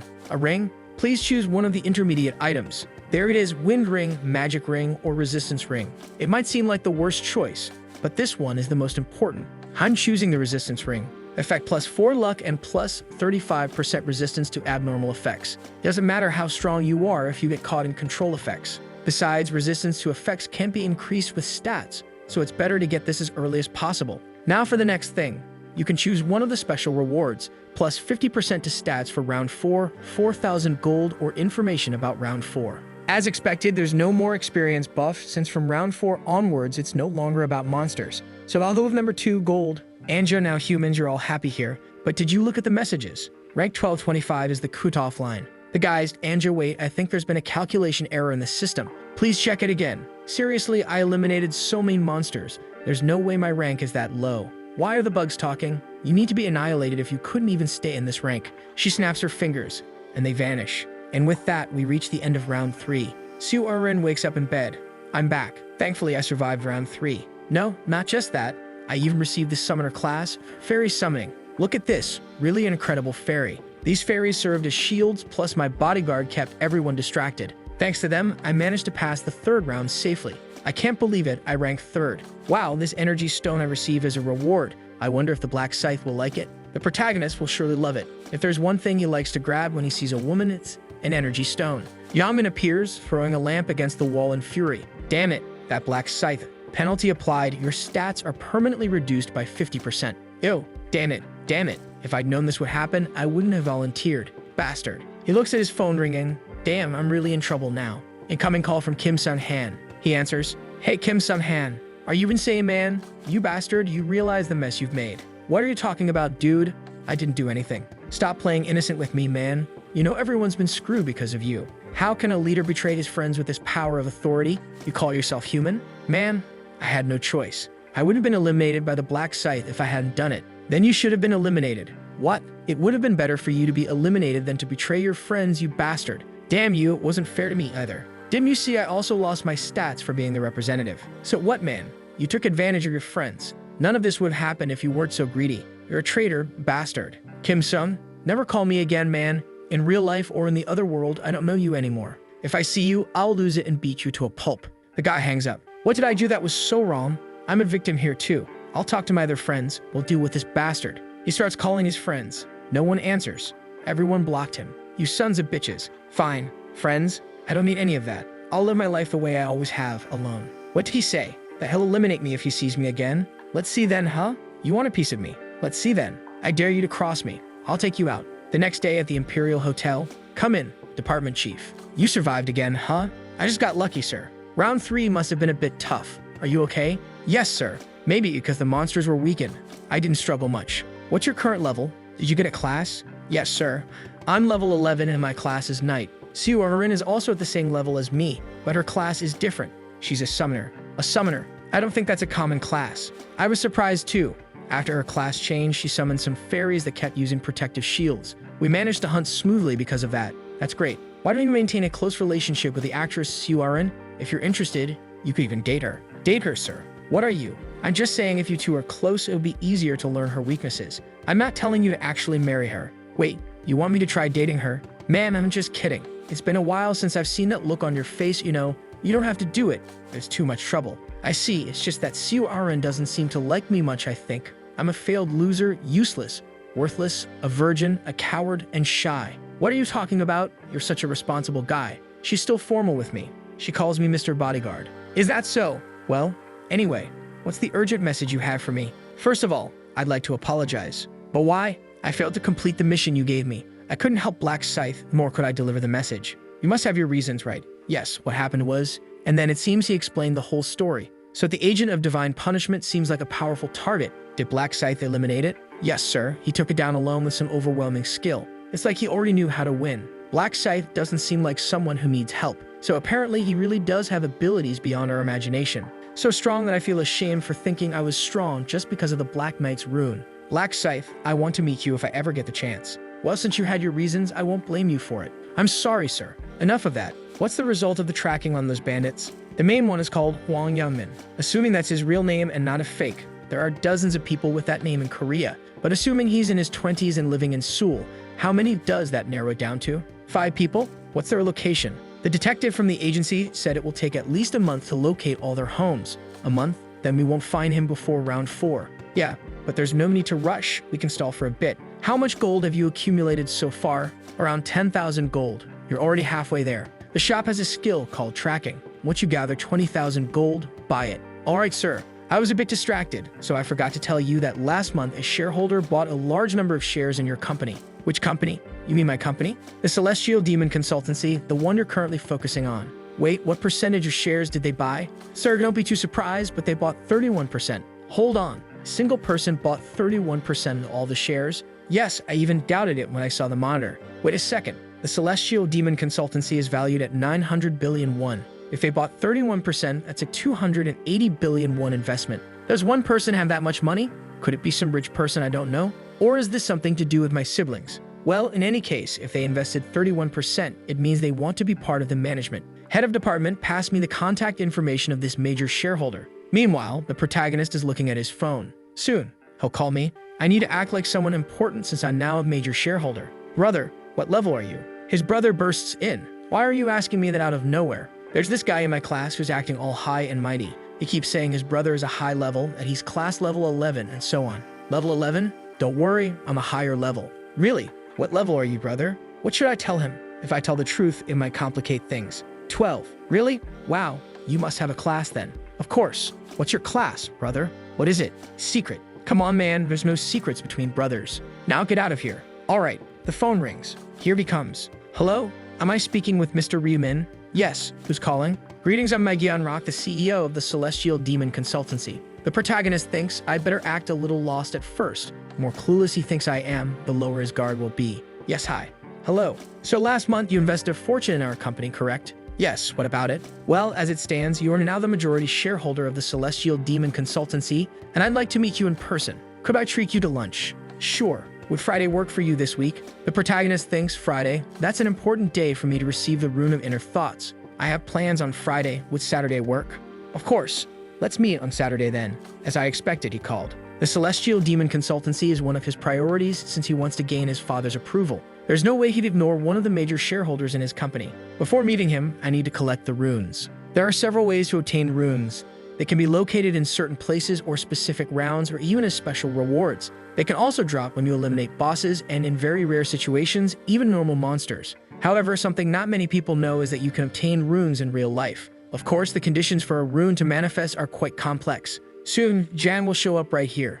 His real name is Jang Sikyan. This is a name I won't forget because he was the criminal who kidnapped my brother, and I still clearly remember that guy's voice. You want to save him? You'll have to pay the price for that. Tell me all the information that others don't know. What are you talking about?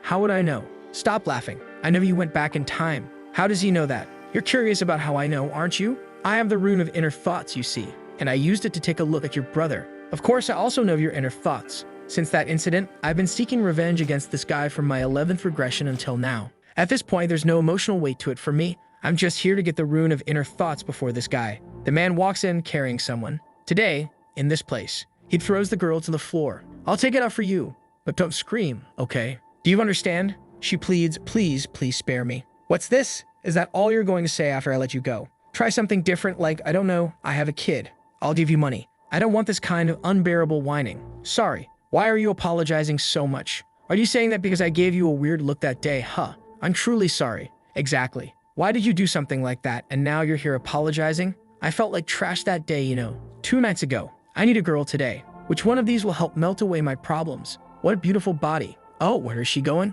He follows her and enters ahead. Ow, my eye. I can't see. Who are you? I don't know what happened there, but he comes out with her all limp. I love this thrill of doing crazy things. My life was so boring before that I wouldn't have cared if I were eliminated. But the rune of luminescence makes my body glow and blinds all my opponents. It's the perfect rune for having some fun. He walks into the shop. Welcome. She's really pretty, isn't she? Give me an iced Americano, please. All right, your total is 5,001. Oh, are you working part-time here? You know, I always come to this place, but you're not the usual attendant I see. So you're a regular? I didn't know that. All the other part-time workers left. As you know, the world is changing a lot. Yeah, that makes sense. In a world where you can be eliminated at any moment, who's going to stick with a part-time job? So are you the owner? That's right. How old are you? You look really young. I'm 32. That you're not a player? No, I'm not, thankfully. I see. Could you give me your number, pretty girl? I like you. What? What's wrong? Why are you making that face? Do you hate my face that much? What? You're disgusted by my face just because I have a few marks, aren't you? What a terrible feeling. I'm not going to drink this horrible coffee. Give me my money back, you filthy woman. Here. He snatches the money from her hand. Bitch, looking down on me just because I'm not very handsome and because you're a bit pretty. You'll pay the price for looking at me like that. He hits her on the head and we're back. I'm sorry. You know you can't look down on people just because of their appearance, right? I know. I won't do it. I don't know. I think this isn't enough. You're not being very sincere. He throws her to the ground. You think I don't know? You're just pretending to get out of this situation. Please let me go. But didn't you want to apologize? If you're so interested in apologizing, why don't you pay me with something? She all nervous. No, it was my fault. No, stay still. You stay still. Wait, I thought there was no one else here. Is he a detective? Who's this guy? Man, stop swearing. Though soon you'll be swearing a lot anyway. Man, what is this guy? What's with that giant scythe? A white mask? Hey, you lunatic. You think this is the place to cosplay with toys? Apparently you still don't understand the situation, do you? Does this look like a toy to you? Yeah, let's go. Smoke rises. What the? Is that real? Are you a player? You're really stupid. What do you think? The protagonist looks at the girl. Get out of here now, miss. This is your only chance. Hey, who said she's leaving? The protagonist charges at him, striking several blows. He falls. Whoa, that one hurt even me. The man groans in pain. The protagonist says, didn't I tell you that you'd be cursing up a storm? Then he looks at her. Go now. Leave him to me. Thank you. She runs off. All right, now it's just the two of us. Is it time to start the game? You bastard. I'll take you down. I'll kill you, you. Is that your attitude? It's no fun if I take you down while you're giving up. You son of a, how dare you keep smiling like that? He dodges. What's happening? How is he evading so easily? The protagonist says, I can't believe you're still using a goblin dagger. He spins the scythe. Oh man, that was precise. That thing's sharp as a blade straight out of a factory. A limb is sliced off. Does it hurt? Because I haven't even started yet. The guy looks down in shock. The protagonist vanishes, reappears, and slashes again. Look at you, all scared. Man, at this rate, he's going to kill me. If I want to get out of here alive, I need to blind him. He activates his power. Now I'll take you down, you bastard. But then he looks at his stomach. What's happening? Why isn't my power working? The protagonist thinks, shine as much as you want. Inside the night of death, no light is permitted. I already knew you'd try that, so I activated the skill beforehand. Not that it matters. Even without the Knight of Death, I'd already have slashed your wrists and heels. He strikes his legs. Man, this scythe is ridiculously sharp. What is this? It cuts like a hot knife through butter. The poor guy now looks like a Minecraft character, his fingers gone, reduced to cubes. Dude, you're a demon. Why are you doing this? Why? The protagonist delivers another slash. Why? We eliminate pests because if we leave them alive, they cause chaos. You psycho. Let's see how long you can keep that attitude. Blood, blood, and more blood. What is this guy's problem? Why all this rage? This is so unfair. It hurts too much, man. Maybe I should just end it myself. He starts biting his tongue. The protagonist stops him. Hey, hold on. Are you seriously thinking about biting your tongue before I take you down? You really think I'll let you escape like that? I don't let you die until you're on your knees begging for it. Damn, man. This guy's a psychopath. He wants me to kneel and ask for death. Please, I need to stop this pain. Just kill me. What did you say? Kill me, please. Are you sure? Please, man. You must be wondering why I'm doing all this, huh? After all, we're complete strangers. But actually, it's not like I don't know you. I met you before, you know. He knows my name. Wait, don't tell me. You know that woman? No, I have nothing to do with her. Then how? You kidnapped my brother and threatened me to give you some information or you kill him. But I didn't. Of course not. That's because this is an incident that will happen in the future. None of this has happened yet, but for me, it's something from the past. If I hadn't gotten involved, you'd have received the rune of inner thoughts. Inner thoughts. Yeah, there's a hidden rune here. Do you know the condition for it to appear? The person has to hear the true voice of another. True voice? Yes, a voice that comes from the heart, genuine and sincere. If I hadn't shown up, you would have abused that woman and she would have begged for her life in her true voice. With that, you would have received the rune of inner thoughts and gone on to commit even more crimes. I've seen it happen in several regressions. And besides all that, you've already committed 12 crimes and are a despicable person who deserves to die. If I deserve to die, kill me, please. No, I won't even touch you. What? What do you think I've been doing this whole time? I'm just here waiting for you to die on your own. Man, what's the deal? I just asked him to kill me. Dude, it hurts too much. He doesn't want to receive the rune, huh? Then why won't he let me talk? I'll speak from my heart, please. The protagonist, you're wondering why I'm not letting you speak, aren't you? It's because I'm testing the rune of inner thoughts. Sorry, but I already received it. Don't you remember? You already sincerely begged me to kill you from the beginning. That's when the rune reacted to your true voice. You caused someone to use their true voice, fulfilling the condition for activation. You discover the rune of inner thoughts that was hidden in this place. The rune will be automatically implemented into the player's body. If you observe your target, you can faintly read their inner thoughts. It only works within a 30-meter range. I was just running a test here, and apparently it works. The guy thinks, damn, you got what you wanted. Now kill me already. No, I'm not going to kill you that easily. It would be unfair to your victims, you despicable demon. A while later, the guy disconnects. He's dead. There are no witnesses, but I need to clean up this mess. Using the bonus abilities and the skill I learned this time, Erase Traces. Effect: erases all traces from the scene, including bodies, blood, fingerprints, and footprints. This works perfectly. It's best never to leave anything behind. Then our protagonist appears in the morning wearing that elegant suit. His brother asks, are you going on a date? Who's the girl? The protagonist replies, why would it be a date? You don't usually dress like this, you sly guy. He says he's just going to meet a business partner. The brother, concerned, thinks, business partner? What's he planning? Getting into investments now? Man, once again, this brother is, but what if he loses all the money? Dude, he already made $1 billion for you. Isn't that enough? The protagonist, noticing his brother's worry, tells him to relax. Don't you trust your brother? His brother gets all excited, saying of course he does. Who else would he trust? Then the protagonist says, wait here. The other players are going to start behaving dangerously from now on. His brother replies that he heard about this. On the news, they're saying that many players are using their abilities for evil, and that all countries are struggling to deal with these powers. The protagonist says, unfortunately, that's how it is. As long as you meet the requirements and clear the stages, you get stronger. Soon, the phase will come when players begin enslaving powerless people, and I need to become an unstoppable force before that happens. And of course, build my reputation as a reaper. As he's leaving, he tells his brother, be careful out there. His brother is curious about the job, but the protagonist says it's a secret. I'm curious. Tell me. The protagonist replies, I'll tell you soon. Stop complaining. Stay here and eat something, man. The protagonist is now standing in front of a giant gate. Just like the football team has a home advantage, this here is the Osun Group's hotel, so it's all this turf. No one knows about that guy's connections to the Osun Group, so this is information only the protagonist has. And our boy is going to take a risk, using this information to appear even more important. For now, though, he needs to seem as clueless as possible. He walks awkwardly up to the reception desk. I'm here for a meeting. At the counter, right? She asks, a meeting with the president of the Heavenly Demon. The protagonist responds, yes. All right, wait over there. He'll be here soon. Thank you. Still all awkward. Perfect, I need to act anxious and look around like everything is new to me. Wow, this place is impressive. Until, are you Mr. Ryu? Whoa, this is it. When he looks, look who it is, man. The guy recognizes him, right? It's you. The protagonist says, yes, I'm the guy who delivered the rice cakes to Siorin. The man apologizes for the lack of courtesy. In shock, he thinks, this guy doesn't even look 20 years old, and he's the one who invested 280 billion? Something's off. The protagonist immediately realizes, this guy is going to suspect me. But it's a natural reaction, considering he has so much money at this age. All crook, he says, all right, it's not like we know each other. I never expected the president to live so close to me. The guy responds, no, don't get the wrong idea, I'm not the president. Obviously, the protagonist knows that, he's playing along. The man introduces himself as An Sang-shil, the head of the department here, adding that the president will arrive soon. For now, let's go in and wait for him. The protagonist sits calmly in a chair, and the man closes the door. He then picks up the phone and calls the president. President, I met him face to face. There's no way. This guy is way too young. It's impossible he invested all that money alone. Someone else must be backing him, so be cautious. The protagonist immediately picks up on everything. It wasn't a coincidence this guy spoke to him first. He's likely relaying information. No way someone as meticulous as the president would be late. And there he is arriving. Hello, I'm Magianrock, president of the Celestial Demon Consultancy. He greets the protagonist. It's a pleasure.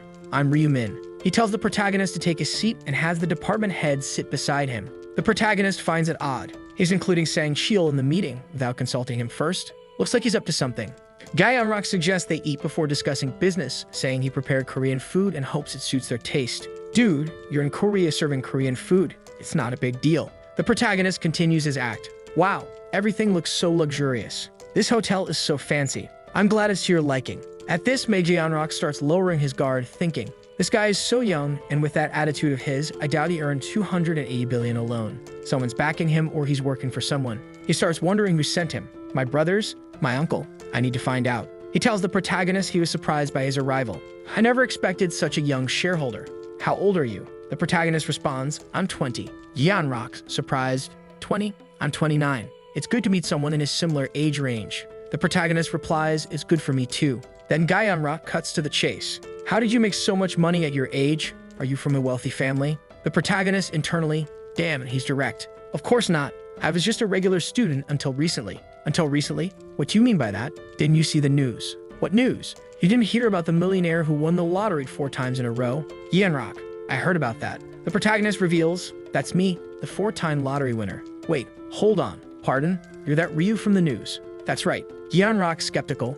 Wait a second. There's something off. The article said the total winnings were around 60 billion. How do you have 280 billion? The protagonist responds, I invested in Bitcoin. It almost sounds like a joke. Bitcoin. Just like that? Exactly. Gyeonrock continues. Wow, that's impressive. But still, what made you risk 60 billion on Bitcoin? I wouldn't have the courage. Even Sang-shil chimes in, kid, you're really lucky. The protagonist retorts, none of this was luck. Sang-shil then mentions, didn't you say in the news that you saw the winning numbers in a dream? The protagonist interrupts, it wasn't a dream either. The two men are stunned. The protagonist stares at them, thinking, this is the only way I'll gain Gyeonrock's trust and bring him to my side. He speaks. This is the first time I've revealed this to anyone, but I have the rune of future sight. Gyeonrock, confused, asks, what's that? It's a rune that allows me to see a few years into the future.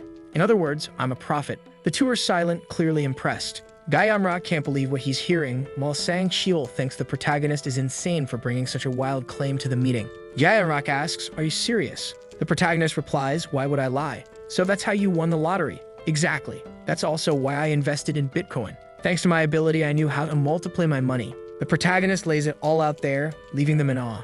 Gyeonrock, intrigued but cautious, asks, if it's not too much trouble, can you prove this to me? Show me something that's going to happen in the next few moments. The protagonist wonders, does he know? For me to predict what happens next, I have to have lived through it already, right? Do you think he's already taken this path? He says he can even read the guy's thoughts, so predicting the next move won't be a problem. However, to negotiate properly, he needs to define some kind of restriction for his ability. Our protagonist, the King of Lies, continues, sorry, but I can't use my ability freely. It activates at unexpected moments. Gyeonrock seems to believe him, especially since he thinks an ability this powerful must have some kind of limitation. At this point, Gyeonrock thinks of something. Mr. Ryu, is that why you invested 200 billion in the company? The protagonist replies, yes. I know that the Heavenly Demon Consultation will grow exceptionally in the future. That's why I invested. Gyeonrock asks, how significant will this growth be? Hey, it'll be listed on the KOSPI within half a year, no problem. Guys, I looked up what this KOSPI thing is. It's the Korea Composite Stock Price Index, meaning the company is top tier. A smile of happiness appears. He's in shock at how great it'll be if this turns out to be true. Not only will I be recognized by my father, but I'll also secure the director position. But he hesitates. Damn, I got too excited. Stupid. What a disaster. That information made me laugh and don't even know if it's certain. The protagonist cast the bait and the guy bit like a starving man. The protagonist plays his next card, saying that for the guy to succeed, he'll need to completely change the business model. Sang-Kyul slams the table, saying, "That's a ridiculous demand. How can we change our business style at this point? It'd be easier to change the company's entire name." Hyunrock, calm down, man. The protagonist chimes in, "It's true. If we're going to change the business, we might as well change the name too." The guy raises his voice. "What are you saying?" The protagonist, unfazed, "You think I'm joking? Both of you are players, so you should already know this. Revealing a rune is a huge loss. Even so, I decided to reveal mine to you." The protagonist adds, "As an investor and business partner, I only want the company to grow. Otherwise, why would I have invested 280 billion? But for you to succeed, you'll need to work with me." Sang-Kyul starts sweating. "Sir, you're not seriously believing this crazy guy, are you?" The protagonist says, "It seems you don't trust my ability." Sang-Kyul admits honestly, "No." The protagonist argues more assertively. "Do you know why I moved to that penthouse?" Sang-Kyul stumbles, unsure what to say. Hyunrock asks, "Wait, the penthouse. What does that mean?" Sang-Kyul blurts out, "This crazy guy moved underneath Siu Aren's place, this sleep bastard." The protagonist explains, "I did that when I obtained the Rune of Future Vision." Hyunrock doesn't like finding this out only now. Sang-Kyul is completely thrown off. "I didn't know this guy was relevant. I thought he was just some random citizen." Hyunrock begins thinking harder. If it happened in January, it was before he invested in Bitcoin. He moved to the neighborhood of someone connected to the company he'd later join. That's impossible unless he knows everything that will happen. Or maybe he's just someone who knows I'm Siu Aren's sponsor. The protagonist sees them whispering and realizes he needs to push harder. "You don't believe me, do you? Then how about this? This hotel ran as your property, isn't it, President? You're the eldest son of the Osun Group, and the Heavenly Demon Consultation is a secret business created solely for your father's approval. Or am I wrong?" Sang-Kyul gets up angrily, demanding to know who sent the protagonist. But once again, Hyunrock has to calm him down. "Relax, uncle." Hyunrock calmly says, "You're right about all that. But these are things anyone among my acquaintances would know. Honestly, Mr. Ryumin, you're extremely suspicious. You seem like someone sent by another party to trap me. And now you're suggesting I trust you and change the business. You already know my answer. All of this seems utterly nonsensical. I want to believe in your Rune of Future Vision. Who wouldn't want their company to have something that good? But it's hard to believe, Mr. Ryumin. Thank you for your investment, but you'll need to arrange a meeting with all the investors to make this proposal. And obviously, convincing them will be your job." Man, could it be that the protagonist didn't win them over? "Hold on," the guy was about to get up, and the protagonist says, "Wait, sit down." The man sits back in the chair. "Do you have more to say?" The protagonist thinks, "Is this really the only way?" Then he says, "How about this? I'll give you information about the 4th round." The man suddenly perks up. "Wait a second. You know about the 4th round?" The protagonist replies that he saw everything using the Rune of Future site, and that he knows about the tragedy that will happen. This information should be enough, right? The scene shifts to Sang-Kyul apologizing to Hyunrock. Hyunrock says, "It's fine, you did it out of concern." Sang-Kyul then asks to say one more thing, something suspicious about Mr. Ryu. If this guy really has the ability to see the future, why does he want to join us? He could easily handle everything on his own. Apparently, Hyunrock is focused on expanding the company and making money. Sang-Kyul questions, but what's his reason? The guy has 280 billion. That's more than enough to never work again. Hyunrock explains, "Well, you know how it is, human greed is sometimes endless." Sang-Kyul still doesn't want to accept it, but Hyunrock counters, "Look, if the guy can see the future, we need him.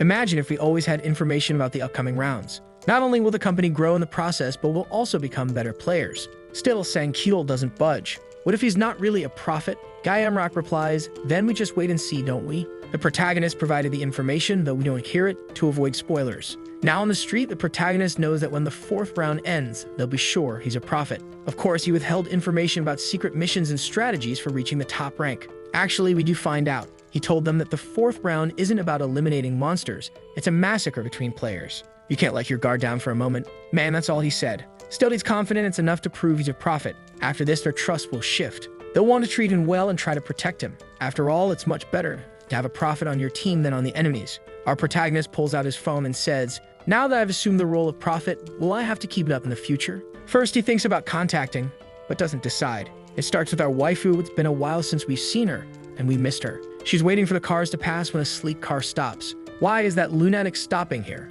Who is it? It's Daddy's ride, and he's inviting her along. "Come with me, partner." She approaches, confused. Hey, what's this about? Is this your car, babe? Literally, get in. I'll take you for a ride. And she just goes, "All right." They speed off down the road. She's shocked. saying it's her first time in a car like this. Our protagonist says it's his first time too. He's never had such an expensive car. She asks, wow, how much did it cost? He casually replies, 900 million, not much. She exclaims, what do you mean, not much? You could build a ton of convenience stores with that. He says, it's just that compared to what I won in the lottery. It's not much. She remembers, oh, that's true. You won 60 billion. Our worlds are so different. Isn't this kind of like a date? Exactly. It is. She's shy. Our protagonist says there's something he needs to confess. She's almost bursting from nervousness. The protagonist calms her down, saying it's nothing weird. She's still ready to jump out of the car and hide out of embarrassment, but nervously asks, all right, fine, what's the confession? The protagonist starts, you know how I told you I saw the numbers in a dream, right? Yeah, so. That was a lie. It wasn't a dream. I obtained the rune of future sight, and as the name suggests, I can see the future. Maybe that's why my class is prophet. She responds, wow, that's amazing. Isn't that a unique class? He replies, yeah, I think so. She's overjoyed. Thank you for sharing that with me. The protagonist says that since she revealed her class to him, it's only fair. She replies, but I didn't tell you about my rune and you told me about yours. So I'll tell you mine then. The rune I obtained was the rune of protection. For every 10 people within a 10-meter radius, it creates a thin barrier around you. So if there are 5 people, you get 5 layers of protection. Pretty decent, right? For someone who plays a support role, at least you get up to 10 layers of protection. She feels relieved to share this with our boy. However, she asks, why did you bring this up out of nowhere? The protagonist replies that hiding it would be a burden, and he thinks she wouldn't believe what he's about to say unless he told her this first. She's confused. What do you mean? Apparently, the protagonist also told her about the 4th mission and warned her to be very careful. She needs to stay extremely alert around the players nearby. She's all excited. Oh my god, he told me first. Does this mean he has a place for me in his heart? Wait, what? You want a place in his heart? She even said it would be nice. Seriously. Back at home, our boy is there thinking, wow, she likes me, huh? I never knew that. Now it makes sense why she treats him so well. It's a bit surprising, but it's a good way to make her another ally. Plus, she'll believe the prophecies more easily. Wow, protagonist, always scheming. Competing like your life depends on it. Well, it does. After that, he rested and time flew by. It's already April 31st at 11:55. Before entering the other world, he bought another epic item of the day, the shadow gloves. These gloves are covered in shadows and can't be seen at night. Weapons you hold also become translucent. Wow, it's like being partially invisible. Man, now what he said is true. Right. With his Knight of Death ability active, the weapon will also become invisible. He's getting insanely strong, as if he wasn't already. His brother shows up and says, it's time, man. Are you confident it'll go well? Our boy replies, I'll only know once I'm there. Hey, you said you're a prophet. Do you know what will happen in the 4th round? The protagonist answers, knowing and knowing what to do are 2 very different things. His brother, as always concerned, says you have to survive, no matter what. Man, don't create problems where there are none. Are you trying to mess me up before I even get there? Bye. See you later. The 4th round is the round of death. Oh, look at that miserable guy again. What a mess. All of his attributes are permanently reduced by 50%. He had to betray the person he admired, and in this round he has no command authority. So how is he going to win here? The guy is nervous, looking around scared of his so-called friends, betrayed everyone. But above all, he wants to know, what kind of place is this? What kind of mission takes place in a completely empty area? It's like they're lab rats trapped in a box. Oh, he's already looking at our protagonist. Look at that bastard. I knew he'd be here. He's suspicious, finds it odd that the protagonist used other players to destroy the relic, and without hesitation, eliminated the prosecutor of retribution. He's thinking, if I had the strength, I'd have eliminated him by now. But at this moment, there's nothing he can do. To stay alive, he'll have to dance to the devil's tune. And here he comes. Hey there, Mr. Black Reaper. What's up, man? He walks up smiling and says, the contract from the previous round still stands, right? The protagonist, what contract, you lunatic? In exchange for me being your subordinate, you protect me.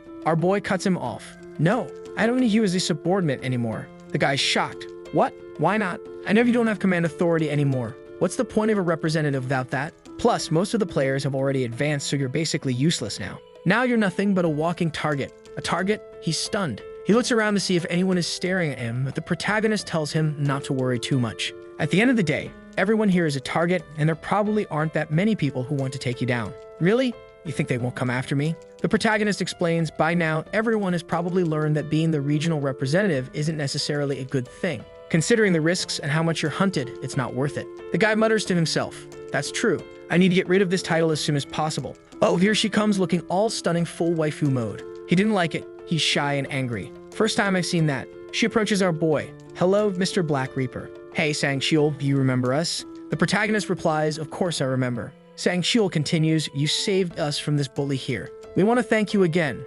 Glaring at the guy. The man gets irritated. Me, a bully? Calm down, relax. The protagonist thanks them and says there's no need for them to meet again. Man, the protagonist cutting off friendships just like that. Sang-Kyul adds that the president of their association also sent his thanks. The protagonist interrupts again, saying he doesn't care about that. But Siu-Arin steps forward with a gift, saying she wants to show her gratitude. Please, take this. The protagonist is impressed.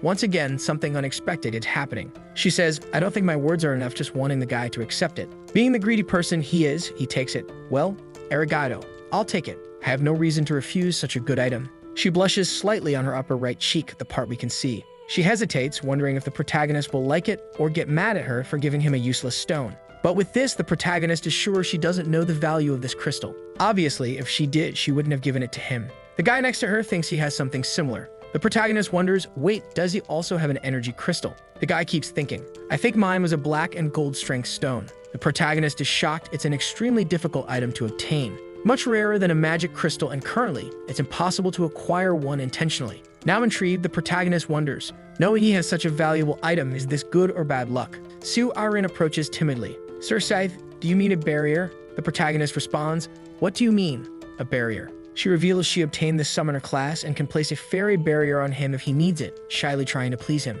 But she's quickly interrupted. Thanks, but no, I don't need it. She replies, oh, I see. After saying goodbye, she leaves with a polite farewell. Take care. I hope you do well. Thanks, bye you all. The other guy was already leaving when the protagonist called out, wait a second. If you keep this up, you'll regret it, you know? Confused, the guy asks, what are you talking about? I'd already told you were a walking target. But didn't you say no one would come after me? I said there wouldn't be many, not that there wouldn't be anyone. After all, as a representative, you still have some benefits. Even though a lot of people are already level 10 and have obtained a class, there are still those who haven't. So you're still a target for the authority of command. You really think none of the thousands of players would want to kill you? Then what do you want me to do? I'll help you not to be an easy target. He beams with excitement. Really? You're serious? But it won't be for free. As payment for helping you, do you see the stone Siu-Arin gave me? If you make something similar, I'll take it. Really? He eagerly opens his inventory, retrieves the item, and hands it over. Man, just like that, easy. The protagonist asks, got anything else? The guy replies, no, I gave you everything I had. But now that I handed it over, you're going to protect me, right? The protagonist assures him, yes, I'll keep my promise. So the video ends here. If you don't want to miss the next part, activate the notification bell,